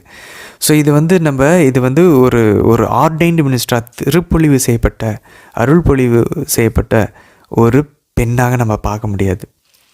ஏன்னா இது வந்து நம்ம பின்னாடி பிலிப்பியர் 1 தீமோத்தேயு 3:8 வந்து இது ஒரு ஆர்டைன் மினிஸ்டராகவும் பார்க்கலாம். அதே நேரத்தில் இது வந்து ரோமியர் 13:4 15:8 வர மாதிரி ஒரு எனக்கு தொண்டு புரியக்கூடிய ஒரு அசிஸ்டண்ட்டாகவும் பார்க்கலாம். ஸோ இவங்க யார் அப்படின்னு சொல்லி பார்த்தோன்னா, நைசியா கவுன்சில் ஆஃப் நைசியா கிபி 325 அவங்க தெளிவாக குறிப்பிடுகிறார்கள். இந்த டீக்கன்னஸ், இந்த பெண் டீக்கன்கள் இவங்க வந்து திருநிலைப்படுத்தப்பட்ட துறவிகள் அல்ல, குருக்கள் அல்ல, பெண் குருக்கள் அல்ல. இவங்க வந்து பொதுநிலையில் ஒருத்தர்கள். ஆனால் இந்த ஞானஸ்தானத்தில் மற்ற பெண்களுக்கு செய்யக்கூடிய இந்த திருப்பணிகளில், திருத்தொண்டுகளில் உதவி புரிந்தவர்கள். அதனால் திருத்தொண்டில் அவர் வந்து திருத்தொண்டராக இருக்கிறார் அப்படின்னு சொல்லி புனித பவுல் சொல்கிறார். ஸோ அந்த திருத்தொண்டில் அவர்கள் உதவி செய்தவர்கள். அதனால் இவர்கள் வந்து குருக்களாக நம்ம பார்க்கக்கூடாதீங்க. அதுக்கப்புறம் பாருங்கள், அந்த 3-23 வசனங்கள் 16ஆம் அதிகாரத்தில் கிட்டத்தட்ட 26 ரோமிய கிறிஸ்தவர்களினுடைய பேரை அவர் குறிப்பிடுறார். பெரிய லிஸ்ட்டு. புதிய ஏற்பாட்டில் இவ்வளோ பெரிய ஒரு க்ரீட்டிங் வந்து எங்கேயுமே இல்லையா. அத்தனை பேரை சொல்லி அவங்களுக்கு வந்து அவர் வணக்கம் செலுத்துகிறார். இதில் நிறைய கிரேக்கர் பெயர்கள் இருக்குது, யூதர்களுடைய பேர் இருக்குது, லத்தீன் பெயர்கள் இருக்குது அப்படின்னு சொல்லி இறையில் அறிஞ்சிட்டு சொல்கிறாங்க. 13ஆம் வசனம் பாருங்கள், ரூஃபஸ்னு மென்ஷன் பண்ணப்படுறாரு. மார்க் 15:21 வாசிக்கிறோம். இவர் தான் சீமோன், சீரியன் ஊரை சார்ந்த சீமோன் இருக்கார் பாருங்கள், ஆண்டவருடைய சிலுவை சுமந்தவர். அவருடைய மகன் ரூஃபஸ். ஸோ மார்க் நற்செய்தியாளர் கரெக்டாக ரூஃபஸ் தெரியுதுன்னா, அப்போது மார்க் நற்செய்தியாளரும் புனித பவுலும் உடனிருந்து பணி செஞ்சுருக்காங்க. அதனால தான் ரூஃபஸை தெரிஞ்சிருக்குது. அதனால தான் ரூஃபஸை மென்ஷன் பண்ணி அவருடைய அப்பா தான் இவருன்னு சொல்லி சொல்கிறார். அதுக்கப்புறம் பாருங்கள், 17-18 வசனங்கள் நண்பர்களே, சகோதர சகோதரிகளே, நான் உங்களிடம் வேண்டுவது, நீங்கள் கற்றுக்கொண்ட போதனையை மீறி பிரிவினைகளையும் தடைகளையும் உண்டாக்குபவர்களை குறித்து கவனமாயிருங்கள், அவர்களை விட்டு விலகுங்கள். முதலே பிரிவினை உண்டாக்குறவங்கிட்டேருந்து விலக சொல்கிறார். அப்போ பாருங்கள், திருச்சபையில் பிரிவினை உண்டாக்குறது கடவுளிலிருந்து வருமா? வாய்ப்பே இல்லை பாருங்களேன். ஏனெனில் இத்தகையோர் நம்ம ஆண்டவர் இயேசு கிறிஸ்துவுக்கு ஊழியம் செய்வதில்லை, தங்களுடைய வயிற்றுக்கே ஊழியம் செய்கிறார்கள். அப்படின்னா அவங்களுடைய ஆசை, அவங்களுடைய முன்னேற்றம். இதுக்குள்ளே ஆக்சுவலாக நிறைய இந்த மாதிரி பிரிந்து போன சகோதரர்கள்கிட்ட இந்த மாதிரி சபைகள் இருக்குது. அவங்க வாழ்க்கை, அவங்களுடைய குடும்பம். இவர்கள் இன்சொல் பேசி முகமன் குறுகி கபடற்ற உள்ளத்தோரை ஏமாற்றுகின்றார்கள். ரொம்ப சிம்பிளாக எளிமையான கிறிஸ்தவர்களை ஒரு வசனத்தை சொல்லி குழப்பி கத்தோலிக்க திருச்சபையிலேருந்து எடுத்துகிட்டு போயிடுவாங்க. ஒரு சில பிரிந்து போன சகோதரர்கள் தெரிந்து பண்ணுறாங்களா தெரியாமல் பண்ணுறாங்களானே தெரியல அன்பாந்தவர்களே. ஆனால் இத்தகையர்கிட்டேருந்து விலகி இருக்க சொல்கிறாரு. ஸோ இந்த வசனங்கள்லாம் தெளிவாக பிரிவினை உண்டாக்குறவங்க யாராக இருந்தாலும் இந்த வசனம் பொருந்தும். இவங்க நம்ம ஆண்டவர் இயேசு கிறிஸ்துக்கு ஊழியம் செய்யலை, தங்களுடைய வயிறுக்கே ஊழியம் செய்கிறார்கள் அப்படின்றாங்க. அப்படின்னா அவங்க சுயநலத்துக்கு ஊழியம் செய்கிறாங்க. ஏன்னா திருச்சபையை கட்டி எழுப்பணும்னு நினைக்கிறவங்க எல்லாம் ஒரே இடத்துல ஒரே மந்தையே ஒரே ஆயனு கீழே இருக்கணும். அதான் யோவானில் நம்ம வாசிக்கிறோம். அதான் ஆண்டவருடைய ஆசையாக இருக்குது. அதுக்கு இடம் கொடுக்கல அப்படின்னாக்கா இது வந்து ஆவியானவர் வந்து எப்பயும் ஒன்று சேர்க்குறவர், பிரிவினை கொண்டு வரவர் இல்லை. சரி, அதுக்கப்புறம் கடைசியாக பாருங்கள், 20ஆம் வசனம், அமைதி தரும் கடவுள் சாத்தானை உங்கள் காலடிகளில் நசுக்கி போடுவார். மந்தர்களே, தொடக்கம் 3:15 உனக்கும் பெண்ணுக்கும் பகை உண்டாக்குவேன், அவள் வித்து உன் தலையை நசுக்கும்.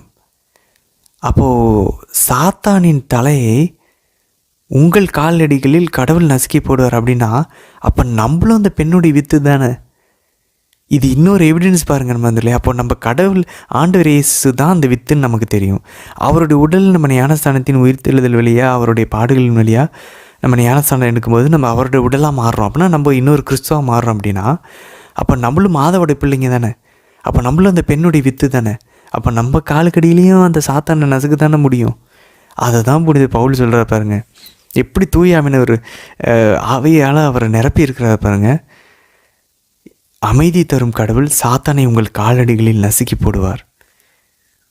அப்போ சாத்தானை நசுக்கும் போது நமக்கு கிடைக்கிற எஃபெக்ட் அமைதி கிடைக்கும், மகிழ்ச்சி வரும், தேவ பயம் வரும், கடவுளுக்கு அஞ்சு நடப்போம். ஸோ எவ்வளோ எவிடன்ஸ் இருக்குது பாருங்கள். நம்ம எல்லாம் கனெக்ட் ஆகுது பாருங்கள். அங்கே திருவெளிப்பாடில் 12 வாசிக்கிறோம், அந்த பெண்ணின் எஞ்சி பிள்ளைகளோடு சாத்தான் போர் தொடுக்க போகிறான். இங்கே நம்ம அந்த பெண்ணின் வித்தாக இருக்கிறோம். அந்த எஞ்சி பிள்ளைகள் ஆண்டவர் இயேசு கிறிஸ்துவனுடைய சீடர்கள் நம்ம தான். மாதா ஆண்டவருக்கும் அம்மாவாக இருக்கிறாங்க, திருச்சபை ஆகிய நமக்கும் அம்மாவாக இருக்கிறாங்க. ஆண்டவரும் தலை நசுக்கிறாரு, அவரோட சேர்ந்து நம்மளும் தலை நசுக்கிறோம், சாத்தானுடைய தலையை. ரொம்ப அழகான விஷயங்கள் நம்ம கற்றுக்கிட்டு இருக்கோம் அன்பர்களே. தொடர்ந்து பயணிக்கலாம். நாளை தினத்திற்கான வீடியோவில் சந்திக்கலாம். ஆமென்.